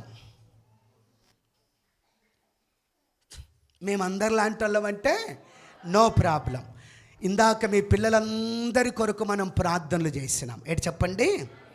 మీ పిల్లలందరి కొరకు వాళ్ళు ఎక్కువ కాలం బ్రతకాలని కదా, వాళ్ళు దీవించబడాలని కదా, వారు అభివృద్ధి కావాలని కదా, వారు దీర్ఘాయుష్యంతులు కావాలి కదా. అలాగైతే సిసిఎస్ బేతేలు సంఘములో ఉన్న ప్రతి ఒక్కరు, నేను కూడా దేవుని దగ్గర ఒక ప్రత్యేకమైన మనిషిని అనే స్థితిని నువ్వు గ్రహించి ఇలాగా ఈ ధర్మములన్నిటిని పాటించుకుంటా రావాలి. ఇప్పుడు ఒక మాట మీకు జ్ఞాపకం చేస్తాను. రండి వాక్య భాగమును చదువుకుందాం. నాతో పాటు 11:20 వచనం. తానును తన కుమారులను ఇశ్రాయేలుల మధ్యను దీర్ఘాయుష్వంతులగుటకై తాను తన సహోదరుల మీద గర్వించి, ఏంటంటే తన సహోదరుల మీద గర్వించి. ఒకసారి ఇక్కడ తిరుగు రాజా, ఇశ్రాయేలుల రాజా, ఒకసారి ఇక్కడ తిరుగు. మీరు కొంచెం ముందుకు రండి. గిట్లా ఎందుకు సాటికి పోయినారు? నిలబడలేకపోతున్నారా ముసలల్లా? వచ్చారండి ఇట్లా. ఎప్పుడే ఎర్రా మీ పిల్లలు ఇంత ముసలలో? దేవునికి మహిమ కలుగునుగాక. హల్లెలూయా. ఈ రాజుతో దేవుడు ఏమంటున్నాడంటే, నీవు కూడా ఐగుప్తు దేశంలో బానిసగా ఉన్నవాడవే. ఏంటి? అప్పుడు వీళ్ళతో సమానుడవే, అంతేనా? వీళ్ళతో బానిసవే, వీళ్ళతో పాపివే, వీళ్ళతో చెడిపోయిన వాడవే, వీళ్ళతో వెట్టి చాకరీ చేసిన వాడవే, వీళ్ళతో అన్ని రకాలుగా శాపగ్రస్తమైన పరిస్థితిని అక్కడ మాట్లాడరా గట్టిగా, అక్కడ అనుభవించిన వాడవే. ఏంటక్కడ? కానీ ఇప్పుడు నిన్నేం చేసినానంటే, వీళ్ళందరిలో నుండి నిన్ను పిలుచుకున్నా, ప్రత్యేకపరిచిన, సపరేట్ చేసిన, ఏర్పరచుకొని నేనేం చేసినానంటే, వాళ్ళందరినీ నీ కింద పెట్టిన, నిన్ను వాళ్ళందరికంటే పైన సింహాసనం మీద పెట్టినాను. నా వైపు చూడాలి, దయచేసి నా వైపు చూడాలి. అప్పుడు నీవు నీ సహోదరుల మీద గర్వించి, ఏంటి? సహోదరుల మీద గర్వించి. ఏంటి? సహోదరుల మీద గర్వించి. క్రైస్తవులకు కొన్ని టాలెంట్స్ భలే పనిచేస్తాయి. ఒకటి, ఎదుటి వాళ్ళను తప్పులు పట్టే విషయంలో ప్రపంచమంతట్లో పోటీ పెడితే ఫస్ట్ ప్రైజు క్రైస్తవులకే. రెండవది సనుగులు, ఏదేది సాకులు, ఏంటంటే సాకులు చెప్పే విషయంలో ప్రపంచం పోటీ పెడితే ఫస్ట్ ప్రైజు క్రైస్తవులకే. మూడవది సనిగేది పోటీ పెడితే ప్రపంచంలో క్రైస్తవులకే ఫస్ట్ ప్రైజ్. నాలుగవది ఇతరులను చులకన చేసి తక్కువ చూసి వాళ్ళు అపవిత్రులు అని హేళన చేసేదానికి పోటీ పెడితే ఫస్ట్ ప్రైజు. ఇక ఐదవది గర్వించే దాంట్లో పోటీ పెడితే ఫస్ట్ సాతానుడు, ఆ తర్వాత భూలోకంలో ఫస్ట్ ప్రైజు క్రైస్తవులకి. ఏంటండి మాట్లాడారేంటి అన్న? వాక్యం అర్థం కావట్లేదా? మరి ఎందుకు మాట్లాడట్లేదు? కొంచెం స్పందించండి. First prize క్రైస్తవులకే. 2 చేతులు ఎత్తుదాం. హల్లెలూయా. అందుకొరకు ఈ మనిషితో ఏం చెప్తున్నాడంటే, నీవు నీ సహోదరుల మీద గర్వించి ఈ ధర్మమును విడిచిపెట్టి, చెప్పాలి, ఈ ధర్మమును విడిచిపెట్టి నీవు నీ సహోదరుల మీద గర్వించి. ఇప్పుడు ఈయన కొన్ని ధర్మాలు పెట్టినాడు కదా, పెట్టినాడు. ఇవన్నీ పాటించడానికి మనిషికి శక్తినిస్తాడు, బలమునిస్తాడు, జ్ఞానమిస్తాడు, కృపనిస్తాడు, అన్ని విషయాల్లో నేర్పిస్తాడు, అన్ని విషయాల్లో నేర్పిస్తాడు. ఒకవేళ ఈ మనిషి తన సహోదరుల మీద గర్విస్తే దేవుడు పక్కకు పోతాడు, దేవుడు పక్కకు పోతాడు, దేవుడు విడిచిపెడతాడు. చెప్పండి, దేవుడు విడిచిపెడతాడు. ఎందుకు అట్లా అవుతుందంటే, ఈ మనిషికి ఒకవేళ తన సహోదరుల మీద గర్విస్తే, చూడండి ఒకసారి ఆ 20వ వచనం, 21వ వచనం, తాను తన సహోదరుల మీద గర్వించి ఈ ధర్మమును విడిచిపెట్టి కుడికి గాని ఎడమకు గాని తాను తొలగకయుండునట్లు. పలకండి నాతో పాటు పలకండి. ఈ ధర్మమును విడిచిపెట్టి. వెనకల ఉన్న వాళ్ళు మీ స్వరం గట్టిగా పలకండి, నాకు వినపడేటట్టుగా. ఈ ధర్మమును విడిచిపెట్టి కుడికి గాని ఎడమకు గాని తొలగకయుండునట్లు. అంటే దేవుడు ఏర్పరిచిన ధర్మములను ఏం చేయకూడదంట, విడిచిపెట్టకూడదంట. చెప్పాలి, ఏం చేయకూడదంట. కొంచెం గట్టిగా మాట్లాడొచ్చు కదా. ఇప్పుడు రాజుకు దేవుడు కొన్ని ధర్మములు ఏర్పరిచినాడా, వాటిని విడిచిపెట్టకూడదంట. విశ్వాసులకు సంఘాలు కొన్ని ధర్మములు ఏర్పరిచినాడా, వాటిని విడిచిపెట్టకూడదంట. ప్రార్థన గుంపులుంటే వారు కొన్ని ధర్మములు ఏర్పరుస్తాడా, విడిచిపెట్టకూడదంట. సేవకురాళ్ళు ఉంటే వారు కొన్ని ధర్మములు ఏర్పరుస్తాడా, వాటిని విడిచిపెట్టకూడదంట. పరిచర్య చేసేవారు ఉంటే వారు కొన్ని ధర్మములు ఏర్పరుస్తాడా, వాటిని విడిచిపెట్టకూడదంట. ఈ సామాగ్రి పరిస్థితులు ఇట్లాంటివి చక్కబెట్టి చూసి వాడుకునే ఆ పని చేసేవారు ఎవరనంటే, దేవుడు వారికి కొన్ని ధర్మములు ఏర్పరిచి పెట్టింటాడు, వాటిని ఏం చేయకూడదు. చెప్పండి, వాటిని ఏం చేయకూడదు, వాటిని ఏం చేయకూడదు. ఎప్పుడు విడిచిపెడతాడంటే, తన సహోదరులను చులకన చూపు చూసే స్థితికి వచ్చేసరికి, తన సహోదరులను తక్కువ అంచనా వేసే స్థితిలోకి వచ్చేసరికి, తాను ఉన్న స్థితిని బట్టి గర్వించే స్థితిలోకి వస్తే ఇక దేవుడు పెట్టిన ఏర్పరిచిన ధర్మాలు ఎవరికి జ్ఞాపకం ఉండవు. అప్పుడు వాటిని విడిచిపెట్టి కుడి కన్నా తొలగిపోతాడంట, ఎడమ కన్నా తొలగిపోతాడంట. ఏంటండి, కుడికైనా తొలగిపోతాడంట, ఎడమకైనా తొలగిపోతాడంట. సిసిఎస్ బేతేలు సంఘస్థులైన వారు, లేక సిసిఎస్ బేతేలు మినిస్టర్లు పనిచేసేవారు, ఎప్పుడన్నా మీరు కుడివైపుకు తొలగిపోయినారా, ఎప్పుడన్నా మీరు ఎడమ వైపు తొలగిపోయినారా? పలకరీలు ఎవరు? ఆయన వెనకాల ఎవరో చేయెత్తుతున్నాడు, లేదు అని. తొలగిపోలేదు అంటున్నాడు ఆయన. ఎవరు ఆయన? ఆయన ముఖం కనపడట్లే, ఆడ లైట్ వేయలేనట్టుంది. 2 చేతులు ఎత్తుదాం. ఉండండి, మళ్ళీ లైట్ అయినకి ఉరుకులాడొద్దు. 2 చేతులు ఎత్తుదాం. హల్లెలూయా, హల్లెలూయా. ఎప్పుడైతే గర్వం వస్తుందో, ఎప్పుడైతే అతిశయం వస్తుందో, ఎప్పుడైతే అవిధేయత వస్తుందో, ఎప్పుడైతే దేవుడు నిర్ణయించిన ఏర్పరిచిన ధర్మములను నీవు విడిచిపెట్టేటువంటి స్థితిలోకి వచ్చేస్తావు. గర్వం వచ్చినప్పుడు, అతిశయం వచ్చినప్పుడు, అహంకారం వచ్చినప్పుడు, పొగరు పట్టిన స్థితిలో వచ్చినప్పుడు, నకరాల మాటలు, నకరాల స్థితి వచ్చినప్పుడు, వాళ్ళు తక్కువ నేను ఎక్కువ, వాళ్ళేంటి నేనేంటి, వాళ్ళకు నాకేంటి, వాళ్ళు విశ్వాసులు ఇది నేను, వాళ్ళ విశ్వాసులు నేను ఇదని. అందుకే పౌలు ఏమంటాడంటే, ఇతరులకు ప్రకటించిన తర్వాత, బోధించిన తర్వాత నేను భ్రష్టుడనైపోతానేమని చెప్పేసి నా శరీరం నేను ఎప్పటికప్పుడు నలగగొట్టుకుంటున్నాను అంటాడు. ఒకసారి చప్పట్లు కొట్టి దేవుని స్తుతిద్దాం. కొంచెం గట్టి కొట్టండి చప్పట్లు. హల్లెలూయా. రైట్. ఈ ధర్మముని విడిచిపెట్టి ఏం కాకూడదంట, కుడికి తొలగిపోకూడదు, ఎడమకు తొలగిపోకూడదు. పలకండి ఒకసారి. కుడికి తొలగిపోకూడదు, ఎడమకు తొలగిపోకూడదు. అక్కడ వాక్యం పలుకుతారా? ఈ ధర్మమును విడిచిపెట్టి కుడికి గాని ఎడమకు గాని తాను తొలగకయుండునట్లు. ఎట్లుండాలి? ఏర్పరచబడిన వాళ్ళు ఎట్లుండాలి? పిలువబడిన వాళ్ళు ఎట్లుండాలి? ప్రత్యేకించబడిన వాళ్ళు ఎట్లుండాలి? దేవుని కొరకు నిలబడిన వాళ్ళు ఎట్లుండాలి? దేవునికి ప్రజలకు మధ్యన నిలబడి పనిచేసేవారు ఎట్లుండాలి? ప్రయాసపడేవారు ఎట్లుండాలి? ప్రజలకు దేవునికి మధ్య నిలబడి బాధ్యత భారము ఇదిగో వహించేవారు ఎట్లుండాలి? కుడికి గాని ఎడమకు గాని. హలో బ్రదర్, కుడికి గానే ధర్మం విడిచిపెడితే తొలగిపోతావు నువ్వు. ఏంటి అసలు ఈ ధర్మాలన్నీ లెక్క పెట్టాల్సిన పని లేదు, కానీ మీకు అర్థం కావాలి కదా. అందుకొరకు వాళ్ళకు 3 రకాల ధర్మములు, ఈయనకు 5 రకాల ధర్మములను లెక్క పెట్టాల్సి వచ్చింది. మీకు అర్థం కానిక విషయం ఏంటంటే, ఏర్పరచబడిన వారు, పిలువబడిన వారు, ఏర్పరచబడిన వారు, ప్రత్యేకించబడిన వారు, ప్రతిష్ఠించబడిన వారు, అభిషేకించబడిన వారు, నిర్ణయించబడిన వారు, దేవునికి మనుషులకు, దేవునికి సంఘానికి మధ్యవర్తులుగా, ప్రతినిధులుగా ఉండి బాధ్యత వహించేవారు ధర్మమును ఎప్పుడు కూడా విడిచిపెట్టకూడదు. చెప్పాలి, మాట్లాడాలి కొంచెం. దేవునికి మహిమ కలుగునుగాక. హల్లెలూయా, హల్లెలూయా. ఏం విడిచిపెట్టకూడదు? ఏం విడిచిపెట్టకూడదు? నేను పోయిన నెలలో సేవకులకు ఒక మీటింగ్ పెట్టిన, వాళ్ళకు ఒక 9 నియమాలు ఇచ్చిన. అవి ప్రస్తుతము సిసిఎస్ బేతెల్ మినిస్ట్రీకి దేవుడు ఏర్పరిచిన ధర్మములు. ఈ నెల ఒక మీటింగ్ పెట్టిన.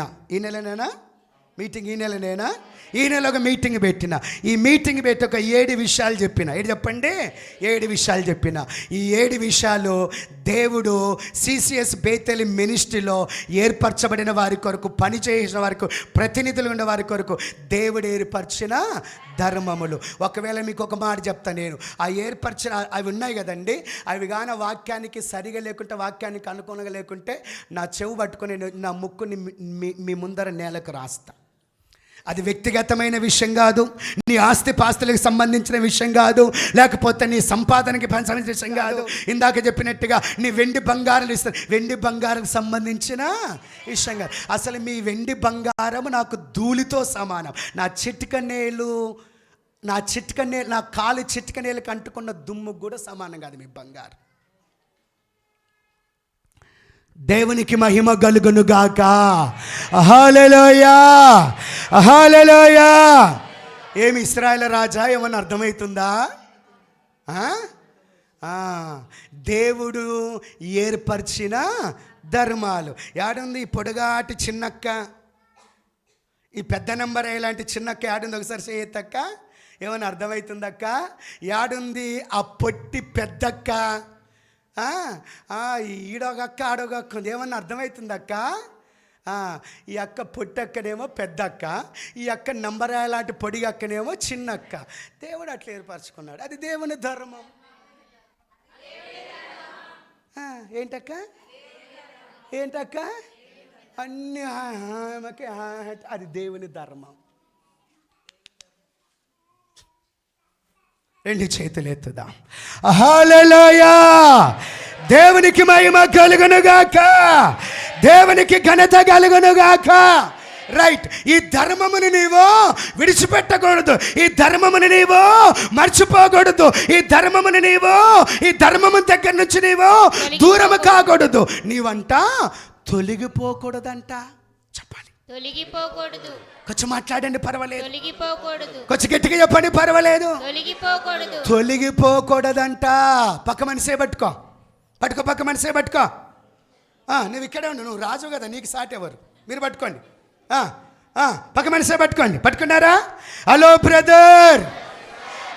బ్రదర్, సిసిఎస్ బేతెల్ మినిస్ట్రీ అనేది దేవుని ప్రణాళికలో ఒక ప్రత్యేకమైనది. సిసిఎస్ బేతెల్ సంఘం అనేది దేవుని ఉద్దేశములో ఒక ప్రత్యేకమైనది. దైవజనులైన మర్రెడ్డి గారు చెప్పిన మాట ఏంటంటే, హానోకు నీవు కానీ, నువ్వు కట్టే సంఘము కానీ, నీ సంఘస్థులు కానీ అక్కడున్న చుట్టుముట్టు సంఘాలలాగా ఉండకూడదు, అక్కడున్న చుట్టుముట్టు సేవకుల్లాగా ఉండకూడదు. వారికంటే నువ్వు ప్రత్యేకమైన సేవకుడిగా ఉంటేనే సేవ చేయి. ఆ సంఘాల కంటే నీ సంఘస్థులు ప్రత్యేకమైన సంఘస్థులుగా బ్రతకగలిగితేనే సంఘం కట్టు. లేకపోతే సేవ ఆపేయ్, హైదరాబాద్కి వచ్చేసేయ్, ఏదైనా వ్యాపారం పెట్టుకో, పెట్టుబడికి డబ్బులు ఇస్తా అని చెప్పిండు. ఎవరు? దైవజనుడైనా మర్రెడ్డి గారు. అడ్రస్ చెప్తా తర్వాత కావాలంటే. సింపుల్, మైదీపట్నం లంబా టాకీస్ ఉంటుంది. లంబనా అమ్మనా? అంబా టాకీస్. అంబా టాకీస్ అటు ఉంటుంది అంటే రెండో బజార్లో వెళ్తే ఆడ చెప్తారు మర్రెడ్డి గారు అంటే ఎవరన్నా కానీ. దేవునికి మహిమ కలుగును గాక. 3 అంతస్తుల బిల్డింగ్ అంట. దేవునికి మహిమ కలుగును గాక. అప్పుడు ఆలోచించిన, నేను సేవకుడుగా ఉంటే ఈ చుట్టుముట్టు ప్రాంతాలలో అందరిలా కాదు, కొంచెం ఏదైనా నేను ప్రత్యేకంగా నా సంఘం కడితే అన్ని ఇది కొంచెం ప్రత్యేకంగా. చుట్టుముట్టు ఇన్నోళ్ళు వింటారేమరా, వింటే మళ్ళా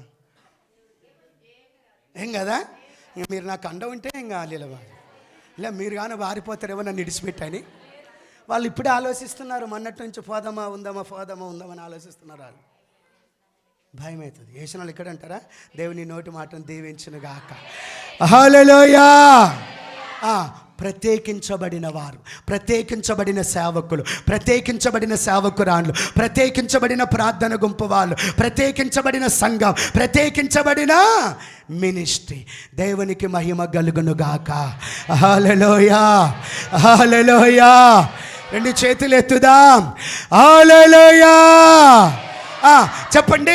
ధర్మమును విడిచిపెట్టి తొలగిపోకూడదు, కుడికి గాని ఎడమకు గాని తొలగిపోకూడదు. పక్క మనిషి చెప్తివా? ఎప్పుడు విడిచిపెడితే పక్క మనిషిది గిట్లనేసు నన్ను మోసం చేస్తారు మీరు. చదువు లేనోడని, ధ్యాస లేనోడని మోసం చేస్తారు. మిమ్మల్ని అప్పుడు పట్టించుకునే కదా మర్రెడ్డి గారి దగ్గర తీసుకుపోయినది. కానీ మీరు అల్లలో చెప్తా ఒక చేయలేదా? అవునా? సరే లేబ్బంగా మీదే చల్లండిలే. మీ దేవునికి మహిమ కలుగును గాక. హల్లెలూయా. పట్టుకో. Hello brother, hello sister. మీ దైవజనుడు ఒక ప్రత్యేకమైన ఏర్పరచబడిన స్థితిలో ఉన్న దైవజనుడు. మీ సంఘము అనేక సంఘాల కంటే ఒక ప్రత్యేకమైనటువంటి ఏర్పరచబడిన సంఘం. దేవుని మహాకృపలో నీవు కూడా ఏమైనావంటే ఈ దైవజనుని దగ్గరికి వచ్చి, ఈ ఏర్పరచబడిన సంఘములోకి వచ్చి, ఈ ప్రత్యేకించబడిన సంఘ సహవాసంలోకి వచ్చి చెప్పు కళ్ళలో చూసి చెప్పు. నీవు కూడా ఏమైనావంటే నీకు అర్హత లేకపోయినా, యోగ్యత లేకపోయినా ఉచితంగా ఫ్రీగా ఒక్కటికి ఏర్పరచబడిన స్థాయిలోకి వచ్చి దేవుని ఎదుట నిలబడి ఉన్నావు. పాస్టర్ గారు అప్పుడప్పుడు తిడతాడు కానీ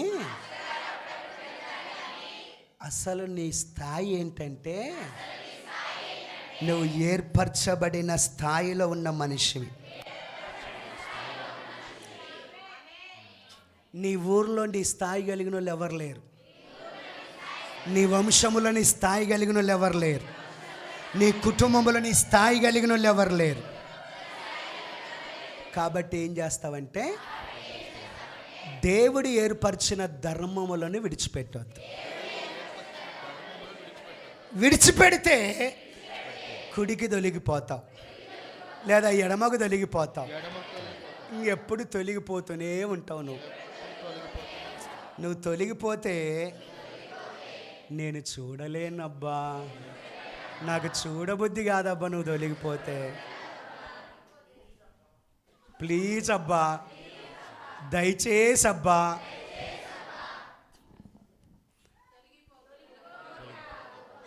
ధర్మముని విడిచిపెట్టి తొలగిపోవద్దు. చప్పట్లు కొట్టి దేవుని స్తుతిద్దాం. హల్లెలూయా. రైట్. తొలగిపోతే ఏమవుతుందో చూద్దాం కదా. మాట్లాడండి. తొలగిపోతే ఏమవుతుందో కొంచెం చూడాలి కదా, చూడాలంటారా? చూడండి, తొలగిపోతే ఏమవుతుందో చూడండి. దేవునికి మహిమ కలుగును గాక. హల్లెలూయా, హల్లెలూయా. తొలగిపోతే ఇర్మీయా గ్రంథం 17:5 చూడండి. ఇర్మీయా గ్రంథం 17:5 కొంచెం ఫాస్ట్గా.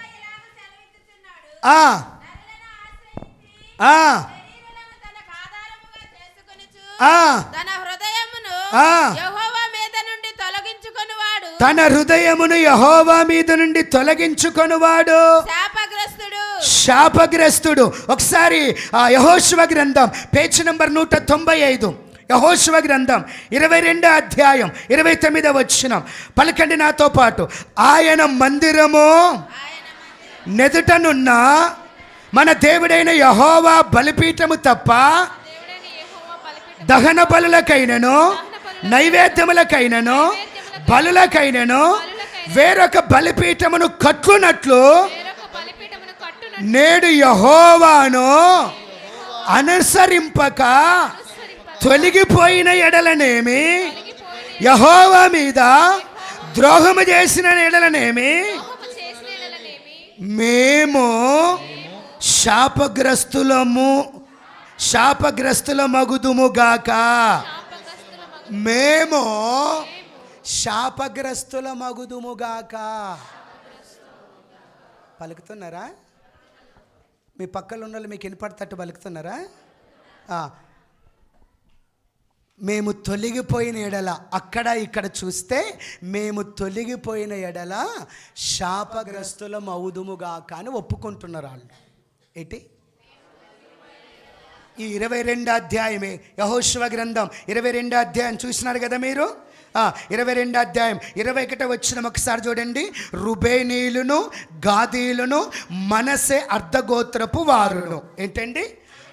రుబేనీయులను గాదీయులను మనసే, ఈ 3 రకాల గుంపుల వాళ్ళు ఒప్పుకుంటున్నారు. మేము తొలగిపోయిన ఎడల మేము శాపగ్రస్తులం అగుదుముగాక చెప్పాలి. అంటే తొలగిపోతే ఏమైపోతాం? దేవుడు ఏర్పరిచిన ధర్మములు విడిచిపెట్టి తొలగిపోతే ఏమైతాం? దేవుడు నియమించిన ధర్మములు విడిచిపెట్టి తొలగిపోతే ఏమైపోతాం? దేవుడు నియమించినటువంటి, దేవుడు ఏర్పరిచిన ధర్మములు విడిచిపెట్టి తొలగిపోతే ఏమైపోతాం? ఎందుకంటే దేవుడు ఏర్పరిచిన ధర్మం నిర్మలమైనది కదా. దేవుడు ఏర్పరిచిన ధర్మం నిర్మలమైనది, అది మనుషుల కన్నులకు వెలుగునిచ్చేది కదా. దేవుడు ఇశ్రాయేలు ప్రజలకు ధర్మములను దయచేసిన వాడు కదా. మాట్లాడరేంటే బ్రదర్స్, మాట్లాడరేంటే? చెప్పక తప్పట్లేదు, చెప్పక. దేవుడు మీ కొరకు ఏర్పరిచినటువంటి ధర్మములను విడిచిపెట్టి కుడికి తొలగిపోయినా ఎడమకు తొలగిపోయినా మీరేమైపోతారంట? శాపగ్రస్తులు. అందుకొరకు అపోస్తులుడైన పౌలుకి చాలా భయం వేస్తుందంట. చూడండి, 2 మాటలు చదివి అట్లా ముగించేద్దాం. ఇక అసలు ఈ వాక్యం అయిపోలేదు కానీ ముగించేలకు వచ్చేద్దాం. కొరింథీయులకు రాసిన 2వ పత్రిక 11వ అధ్యాయము 2వ వచనం.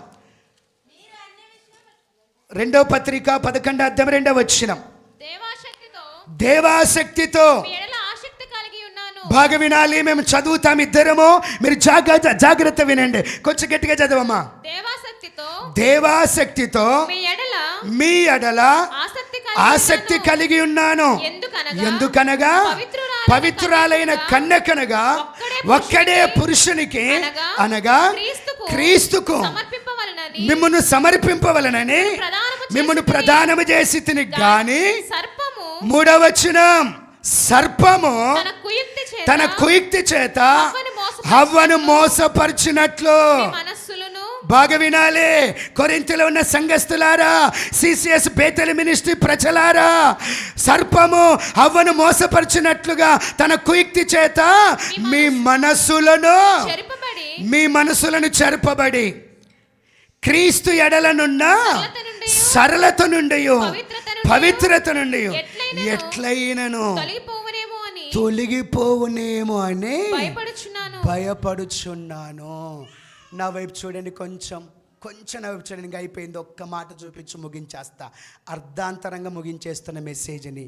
టైం అయిపోయింది. నా వైపు చూడండి. అపోస్తులైన పౌలు ఈ కొరింథీ సంఘస్థులను కన్నాడంట. ఏంటండి?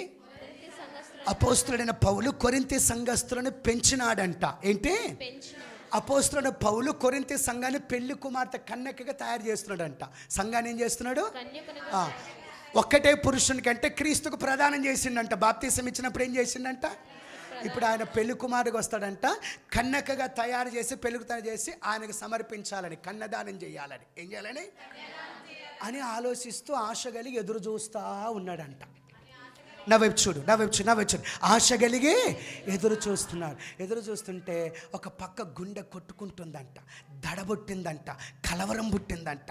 ఒకవేళ ఆయన రాకడ ఆలస్యమైతే సర్పము తన కుయుక్తి చేత హవ్వను మోసపరిచినట్లుగానే ఈ కొరింథీ సంఘస్థుల యొక్క మనస్సును, ఏంటిని? సంఘస్థులు చర్చిలోనే ఉన్నారులే, నో ప్రాబ్లం.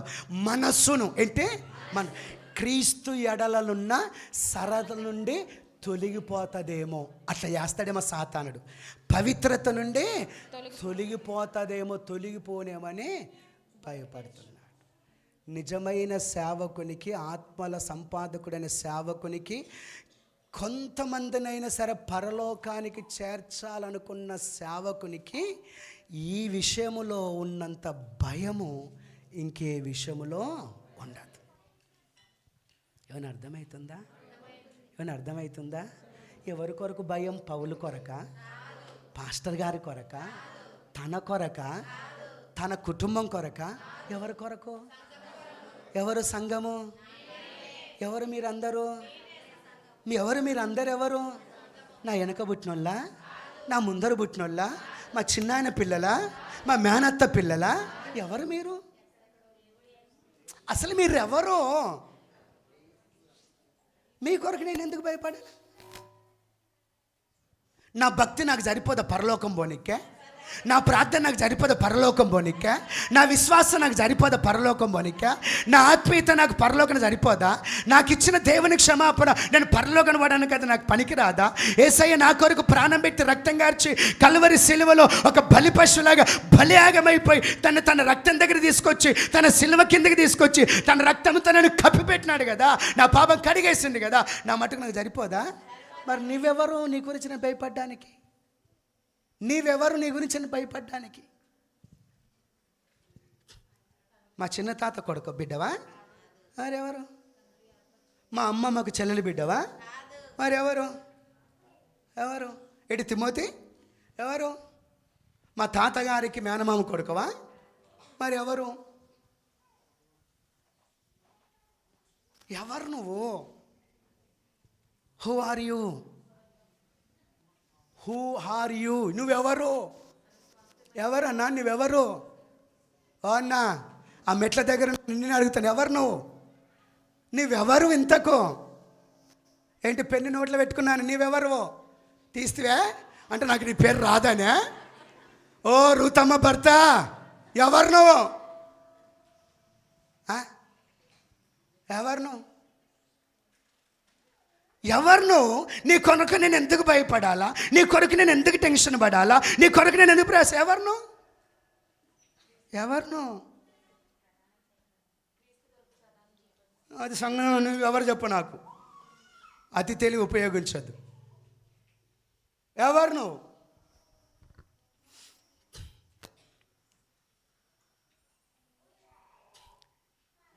మీలో ఎవరికైనా మనస్సాక్షి పని చేస్తే ఇదొక్క ప్రశ్న చాలు నీకు జీవితకాలం అంతా దేవునికి లోబడడానికి, వాక్యానికి లోబడడానికి, దైవజనుడిగా నాకు లోబడ్డానికి. ఇదొక్క ప్రశ్ననే చాలు నీకు. ఇదొక్క ప్రశ్న చాలు నీకు. నువ్వు ఇంకా 250 సంవత్సరాలు బ్రతికిప్పటి నుంచి ఆయన కానీ సరిపోతుంది ఈ ప్రశ్న. దేవునికి మహిమ కలుగునుగాక. హల్లెలూయా, హల్లెలూయా. పౌలుకి ఏం కలుగుతుందంట? భయము, ఆందోళన, దడ, కలవరం పుడుతుంది. అయ్యో, కొరింథీలో ఉన్న సంఘస్థుల మనసు క్రీస్తు ఎడలనున్న సరళత నుండి తొలగిపోతుందేమో, క్రీస్తులో ఉన్న పవిత్రత నుండి తొలగిపోతే ఏమైపోతారు? ఇందాక చూస్తే కదా 2 రెఫరెన్స్లు.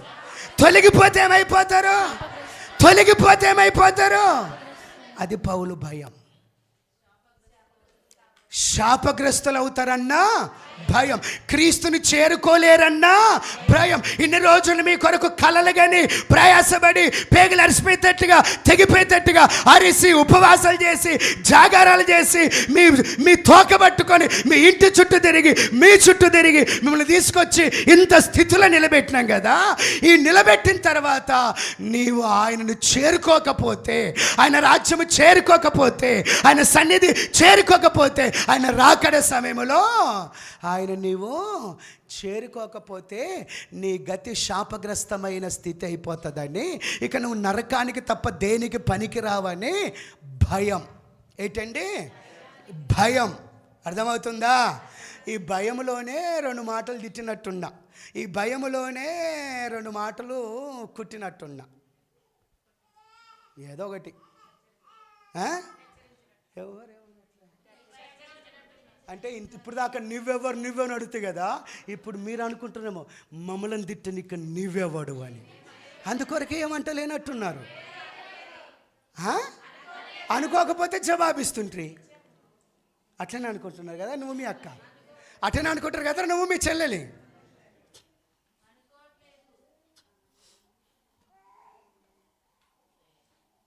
ఎంతమందికి వాక్యం అర్థమవుతుంది? యథార్థంగా చెప్పండి, యథార్థంగా చెప్పండి ప్లీజ్. అర్థమవుతుందా?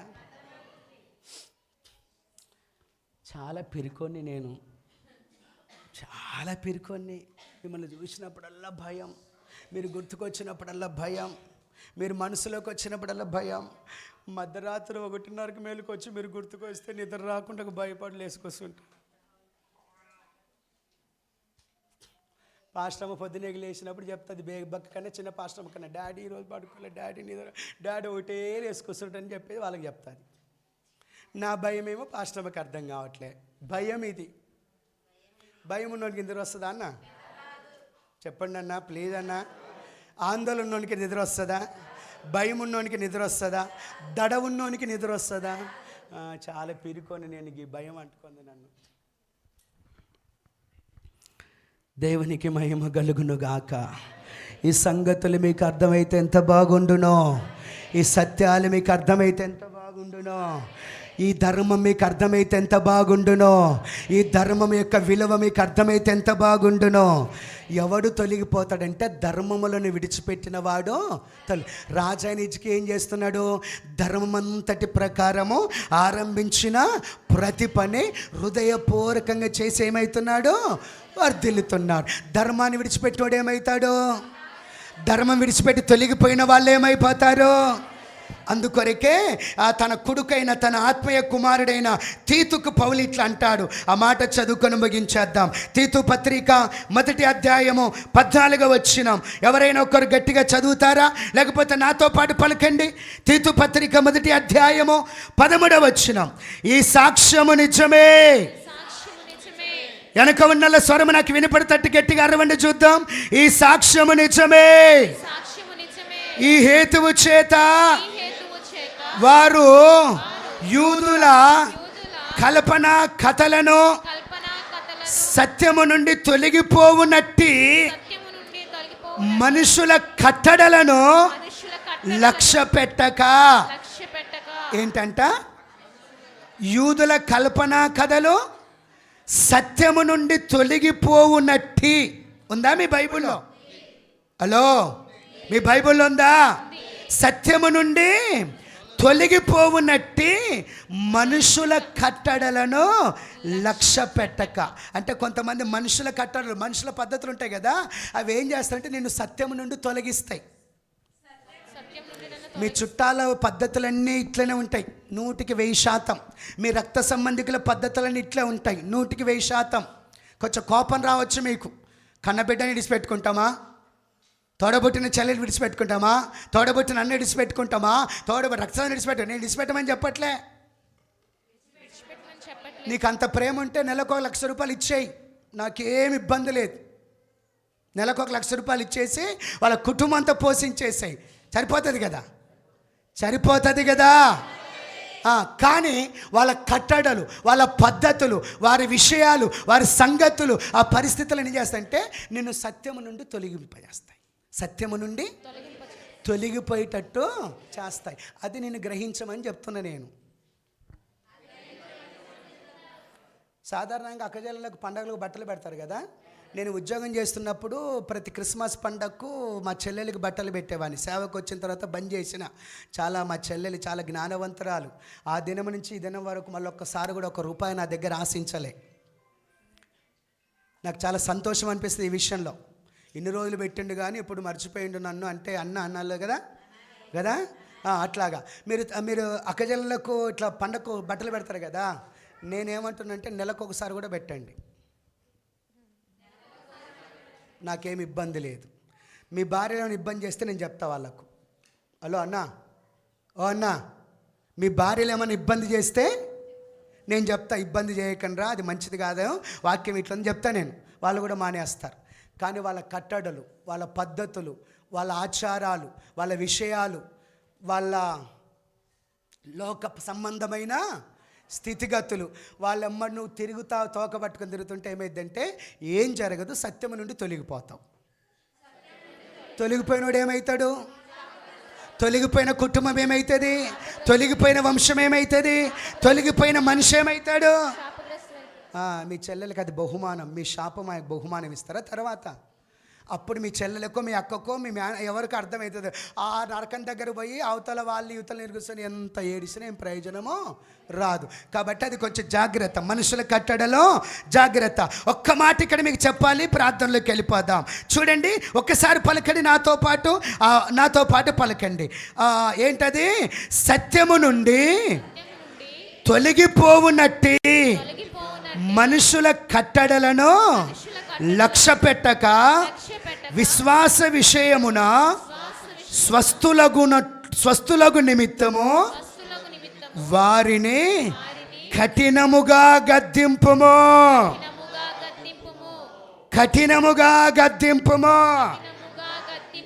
వారి సత్యము నుండి తొలగిపోవునట్లుగా మనుషుల కట్టడ వాళ్ళు పని చేయకూడదు. వాళ్ళు దేవుని నుండి తొలగిపోయేటట్లుగా ఫలాంది వాళ్ళు పని చేయకూడదు.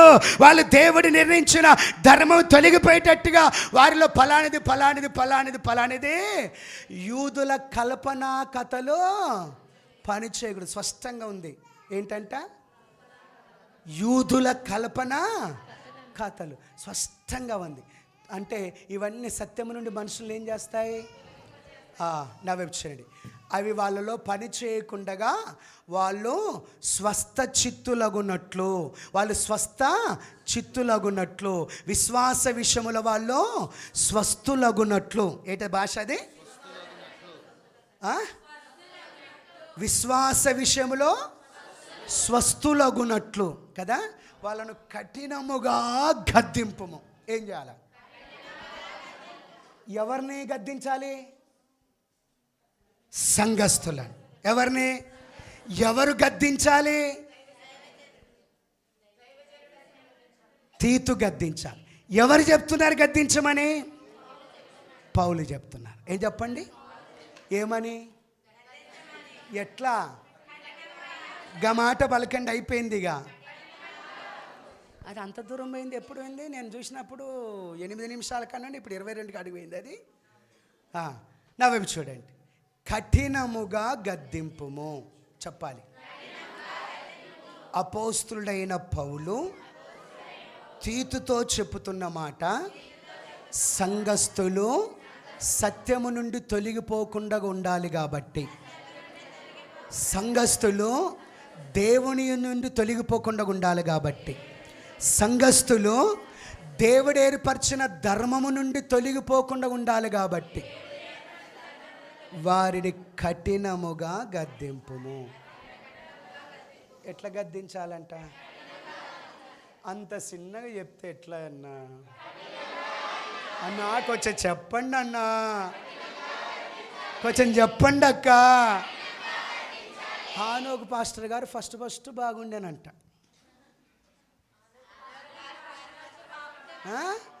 పెద్ద బిడ్డ చిన్న బిడ్డ నిరసన నోరు తెలిస్తే బిడ్డ నాయనా అంటున్నానంట. నాయనా బిడ్డ అంటుందంట. ఇప్పుడు పాస్టర్ గారు కఠినమైపోయిందంట, రాయి అయిపోయిందంట. అయినా అప్పుడు మాటి మాటికి ఫోన్ చేసి మాట్లాడుతుందంట ఈ అక్కతో. ఇప్పుడు ఫోన్ చేయట్లేదంట, కఠినమైపోయినాడంట. ఏ చెప్పండి. అప్పుడు మాటి మాటికి వచ్చి దావీదుపురం చుట్టూ తిరుగుతుండేనంట. నువ్వు వీడ ఉన్నదా, నువ్వు వీళ్ళెవరు దావీదుపురం వాళ్ళు ఎవరు లేనట్టున్నారు. మాటి మాటికి అంటే వీళ్ళకి అర్థం కాలేనట్టు చేపల చెరువు చుట్టూ తిరుగుతుందంట, కంపు చుట్టూ. మాటి మాటికి చేపల చెరువు చుట్టూ తిరుగుతున్నట్టు మాట్లాడు. ఇప్పుడు పాస్టర్ కఠినమైపోయిందంట.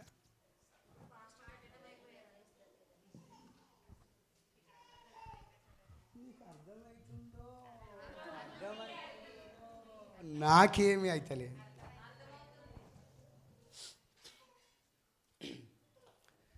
వాళ్ళు సత్యము నుండి తొలగిపోకూడదు, క్రీస్తు యొక్క పవిత్రత నుండి తొలగిపోకూడదు, క్రీస్తు యొక్క సరళత నుండి. ఆయన కదా మన కొరకు ప్రాణం పెట్టి రక్తం గార్చి సిలువలో బలియాగం చేయబడ్డది. ఆయన సరళత నుండి తొలగిపోడు, దేవుని నుండి తొలగిపోడు, దేవుడు నిర్ణయించిన లేక ఏర్పరిచిన ధర్మముల నుండి తొలగిపోకూడదు. తొలగిపోతే శాపగ్రస్తుడవైతావు నువ్వు నీ పిల్లలని చెప్తున్నాడు ఇశ్రాయేలు రాజుకి. నేను ఇప్పుడు దాకా చెప్పింది తిట్టింది మిమ్మల్ని అనుకున్నారా? అబ్బాయి కాదబ్బా, గీనని ఇశ్రాయేలు రాజు నేననేది మిమ్మల్ని అంటానురా అంటే మీరు ఊరుకుంటారా?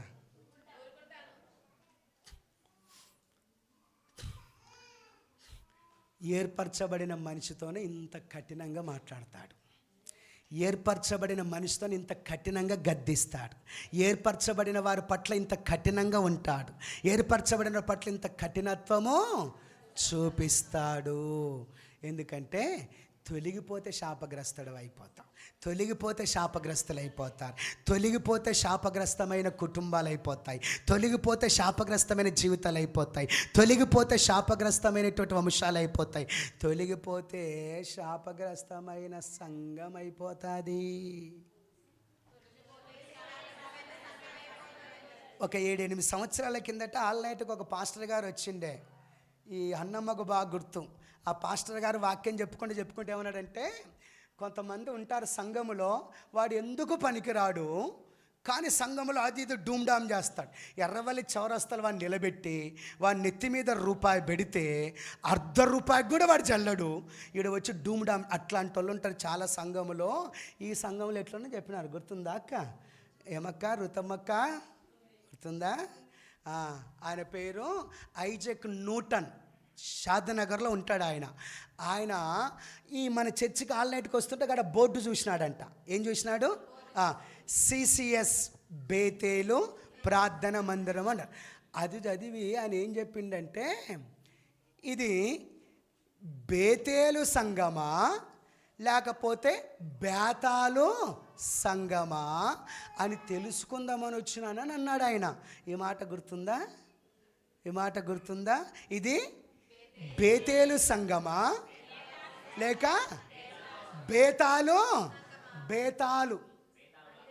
బేతాలుల సంగమ. బేతాళులు అంటే పాతాళం, బేతేలు అంటే దేవుని ఇల్లు. ఏ సంఘం అంటారు? తొలగిపోతే సంఘం శాపగ్రస్తమవుతుంది. అర్థమైనోళ్ళు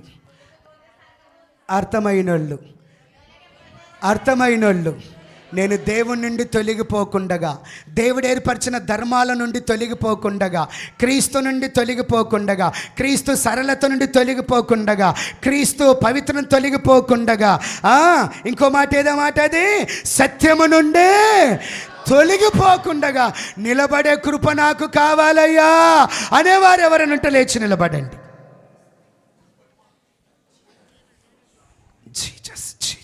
జీసస్ నిలబడండి. ఎవరు బయటికి వెళ్ళొద్దు, అక్కడిక్కడ తిరగొద్దు. అమ్మా, ఆ గేటు దగ్గర ఎవరు బయటికి వెళ్ళొద్దండి బాబు. కళ్ళు మూసుకో.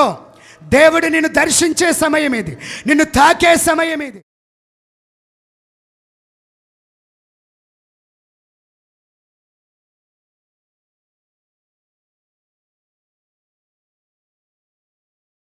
దీర్ఘాయుష్వంతుడు కావాలి.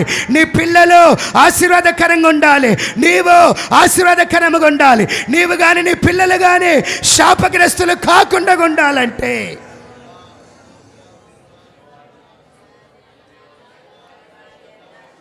నోరు తెరుసు గట్టిగా తెరువు నోరు. నీ నోట్లో వేస్తే రక్తం పోయ్యా. మనసాక్షి లేదురా, హృదయం పనిచేయట్లే నీకు. జీసస్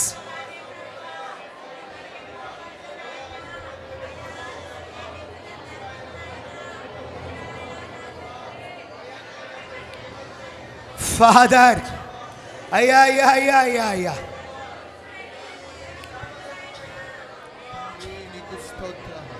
అయ్యా అయ్యా అయ్యా నీకు స్తోత్రాలయ్యా. ప్రభువా నీకు వందనాలు నాయన. దైవమా నీకు స్తోత్రాలు. ప్రభువా నీకు వందనాలయ్యా. తండ్రి నీకు స్తోత్రాలు. నాకంటూ కొన్ని ధర్మాలు నువ్వు పెట్టి ఉన్నావయ్యా. అయ్యా అయ్యా ప్రభా, ధర్మము నుండి నేను తొలగిపోవద్దు దేవా. అయ్యా నేను తొలగిపోయి శాపగ్రస్తునవ్వొద్దయ్యా. తండ్రి నాకు కృపనివ్వండి నాయన, కృపనివ్వండి దేవా. తండ్రి నేను ఏర్పరచబడిన వాడిగా నేను ఉన్నానయ్యా. ఇది కేవలము నీ ద్వారా జరిగిన పనయ్యా. ఎంతో గొప్ప స్థితి ఇచ్చావయ్యా. అయ్యా నా కుటుంబంలో ఎవరికి లేని స్థితి అయ్యా. నా గ్రామంలో ఎవరికి లేని స్థితి ప్రభువా. తండ్రి సంఘములో ఏర్పరచబడిన స్థితి నాకు ఇచ్చావయ్యా. నాకు ఇచ్చిన ధర్మముల విషయములు నేను తొలగిపోవద్దయ్యా. ప్రభువా నాకు కృప చూపించండి నాయన. నేను తొలగిపోయిన వాడిగా ఉండొద్దయ్యా. తొలగిపోయి శాపగ్రస్తున అవ్వద్దు నాయన. నేను తొలగిపోయి నా కుటుంబము శాపగ్రస్తం అవ్వద్దయ్యా. అయ్యా నా సంఘము ధర్మము నుండి తొలగిపోయి శాపగ్రస్తం అవ్వద్దయ్యా. కృప చూపించు నాయన, కృప చూపించయ్యా. కృప చూపించండి పరిశుద్ధాత్ముడా, నీ కృప చూపించండి నాయన. నేను తొలగిపోవద్దయ్యా, ధర్మముల నుండి తొలగిపోవద్దయ్యా. నీవు నాకు ఇచ్చిన పని నుండి, ధర్మము నుండి నేను తొలగిపోకుండా కృప చూపించండి నాయన. ప్రభువా ప్రభువా ప్రభువా నీ పాదాలు పట్టుకుంటున్నా. అయ్యా అయ్యా అయ్యా అయ్యా నీ కొందనాలు దేవా దేవా, నీ పాదాలు పట్టుకొని మొరపెడుతున్నాము నాయన. ఒప్పుకునగలవా? చూపించయ్యా. అయ్యా నీకు స్తోత్రాలు. ఈ స్థితిని నేను ఎంతో మర్చిపోయి నీ ధర్మముల నుండి తొలగిపోయి ఉన్నానయ్యా. ఈ స్థితిని నేను మర్చిపోయి నీ ధర్మముల నుండి నేను దూరం అయిపోయానయ్యా. కుడికి తొలగిపోయానయ్యా, ఎడమకు తొలగిపోయానయ్యా. క్షమించండి మన్నించండి ప్రభువా. తండ్రి, శాపగ్రస్తమైన కుటుంబముగా నా కుటుంబం ఉండొద్దు. నా పిల్లలు శాపగ్రస్తమైన పిల్లలుగా ఉండొద్దయ్యా. దేవా నాకు కృప చూపించు. ఎక్కడికి తొలగిపోకుండగా దేవా నీ ధర్మములను జరిగించే కృప. ఎక్కడికి తొలగిపోకుండగా నీ ధర్మములలో జీవించే కృప. ఎక్కడికి తొలగిపోకుండగా నీ ధర్మములు బట్టి బ్రతుకు కాలం అంతా బ్రతికే కృప మాకు ఈ సమయంలో నిజంగా ఎవరికైనా వాక్యం అర్థమైతే ఇక మీదట దేవుడు ఏర్పరిచిన ధర్మములను తొలగిపోకుండగా చావైనా బ్రతకైనా ఆయన కొరకు బ్రతకాలని ఆశ మీకుంటే, దేవుని మీద నుండి నా హృదయం తొలగిపోకుండగా నష్టమైన కష్టమైన చావైన బ్రతికైనా ఆయన దగ్గర అనే ఆశ మీకుంటే, క్రీస్తు సరళత నుండి తొలగిపోకుండగా, పవిత్రత నుండి తొలగిపోకుండగా, సత్యము నుండి తొలగిపోకుండగా ఆయన కొరకే, నా బ్రతుకు ఆయన కొరకే, నా చావు ఆయన కొరకే అని మీకు ఎవరికైనా అనిపిస్తే మీ తల మీద చేయి పెట్టుకొని ఒక్క నిమిషము నువ్వు ప్రార్థన చేసుకో. ఎవరికైనా సరే, ఒకవేళ మీకు వాక్యం అర్థం కాకపోతే నేనేం చేయలేను, దేవుడు కూడా ఏం చేయలేడండి.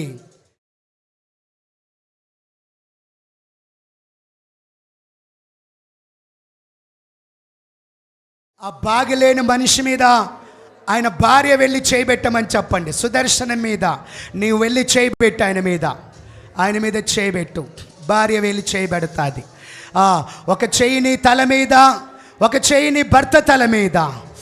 ఓ ఫాదర్, ఒక్క నిమిషం దేవుని దగ్గర యథార్థంగా, ప్రభువా నేను యోగ్యుడను కాను, నేను అర్హురాలను కాను, నేను తగిన మనిషిని కాదు, నా వంశము తగినది కాదు, నా నా నా నా నా కుటుంబము తగినది కాదు. అయినప్పటికీ నువ్వు నన్ను ఏర్పరచుకున్నావయ్యా, నా జీవితాన్ని ఏర్పరచుకున్నావయ్యా. అయ్యా అయ్యా అయ్యా నా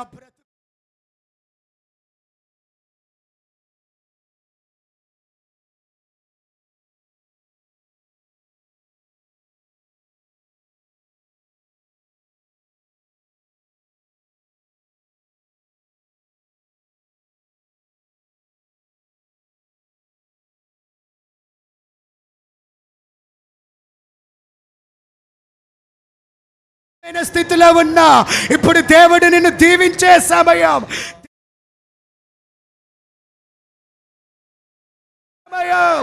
ఓ ఫాదర్ ఫాదర్ ఫాదర్ అయ్యా,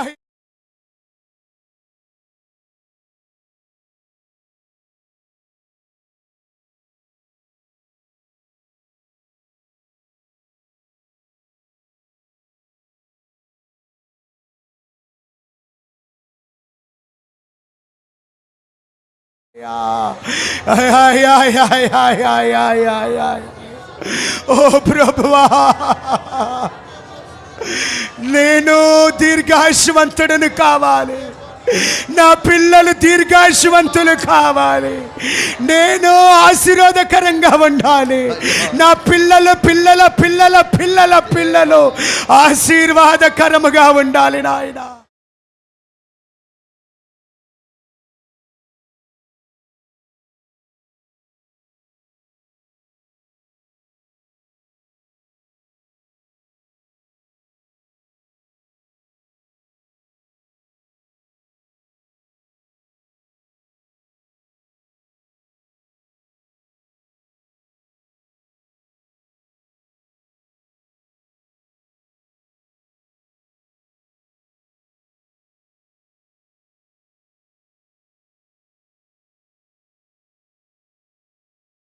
నీ క్షమాపణ కావాలయ్యా, నీ క్షమాపణ కావాలయ్యా.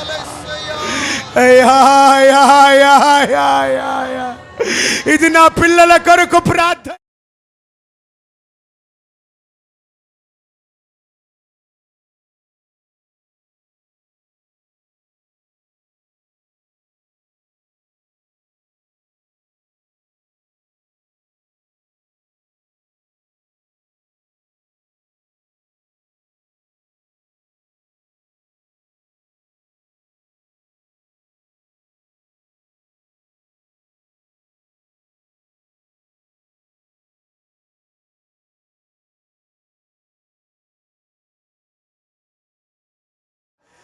తమ తమ తలల మీద చేయి పెట్టుకొని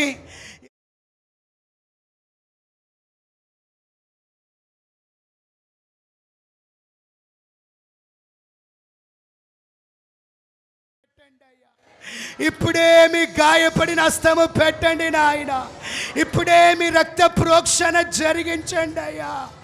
వారి వారి జీవితాలలో ప్రతి విధమైన శాపము,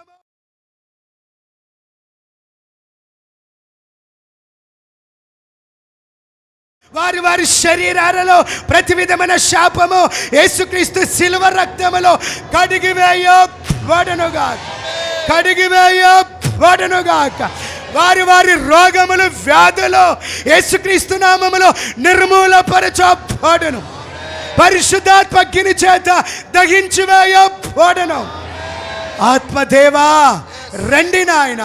అయ్యా బిడ్డలందరూ తమ తల మీద చేయి పెట్టుకొని నీవు ఏర్పరిచిన ధర్మముల నుండి తొలగిపోకుండగా నీ కొరకు నిలబడాలని ఆశ కలిగి ఉన్నారయ్యా. ఆశ కలిగిన ప్రతి ప్రాణము ప్రతి హృదయము యేసుక్రీస్తు నామములో తృప్తిపరచబడునుగా. ఈ తృప్తి వారి జీవితాల్లో వారి పిల్లల పిల్లల జీవితాల్లో ఫలింపచేయబడు.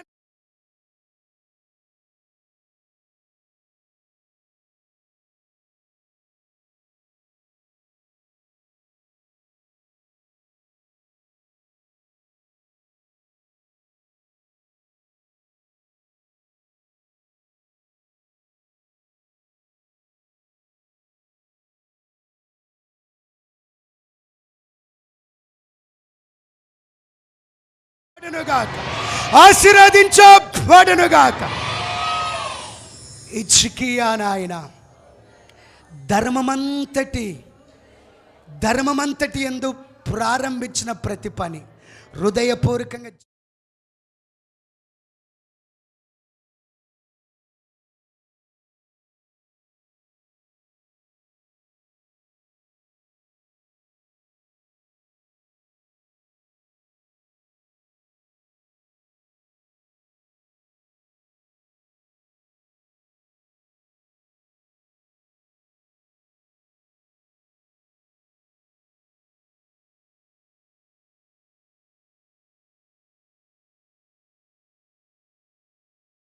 సమయంలో సుదర్శనం గారి వైపు చేతులు చాపుదాం. Glory Jesus, glory Jesus. చేతులు చాపుదాం, ప్రార్థన చేయండి. చేతులు చాపినారు కదా, ప్రార్థన చేయండి.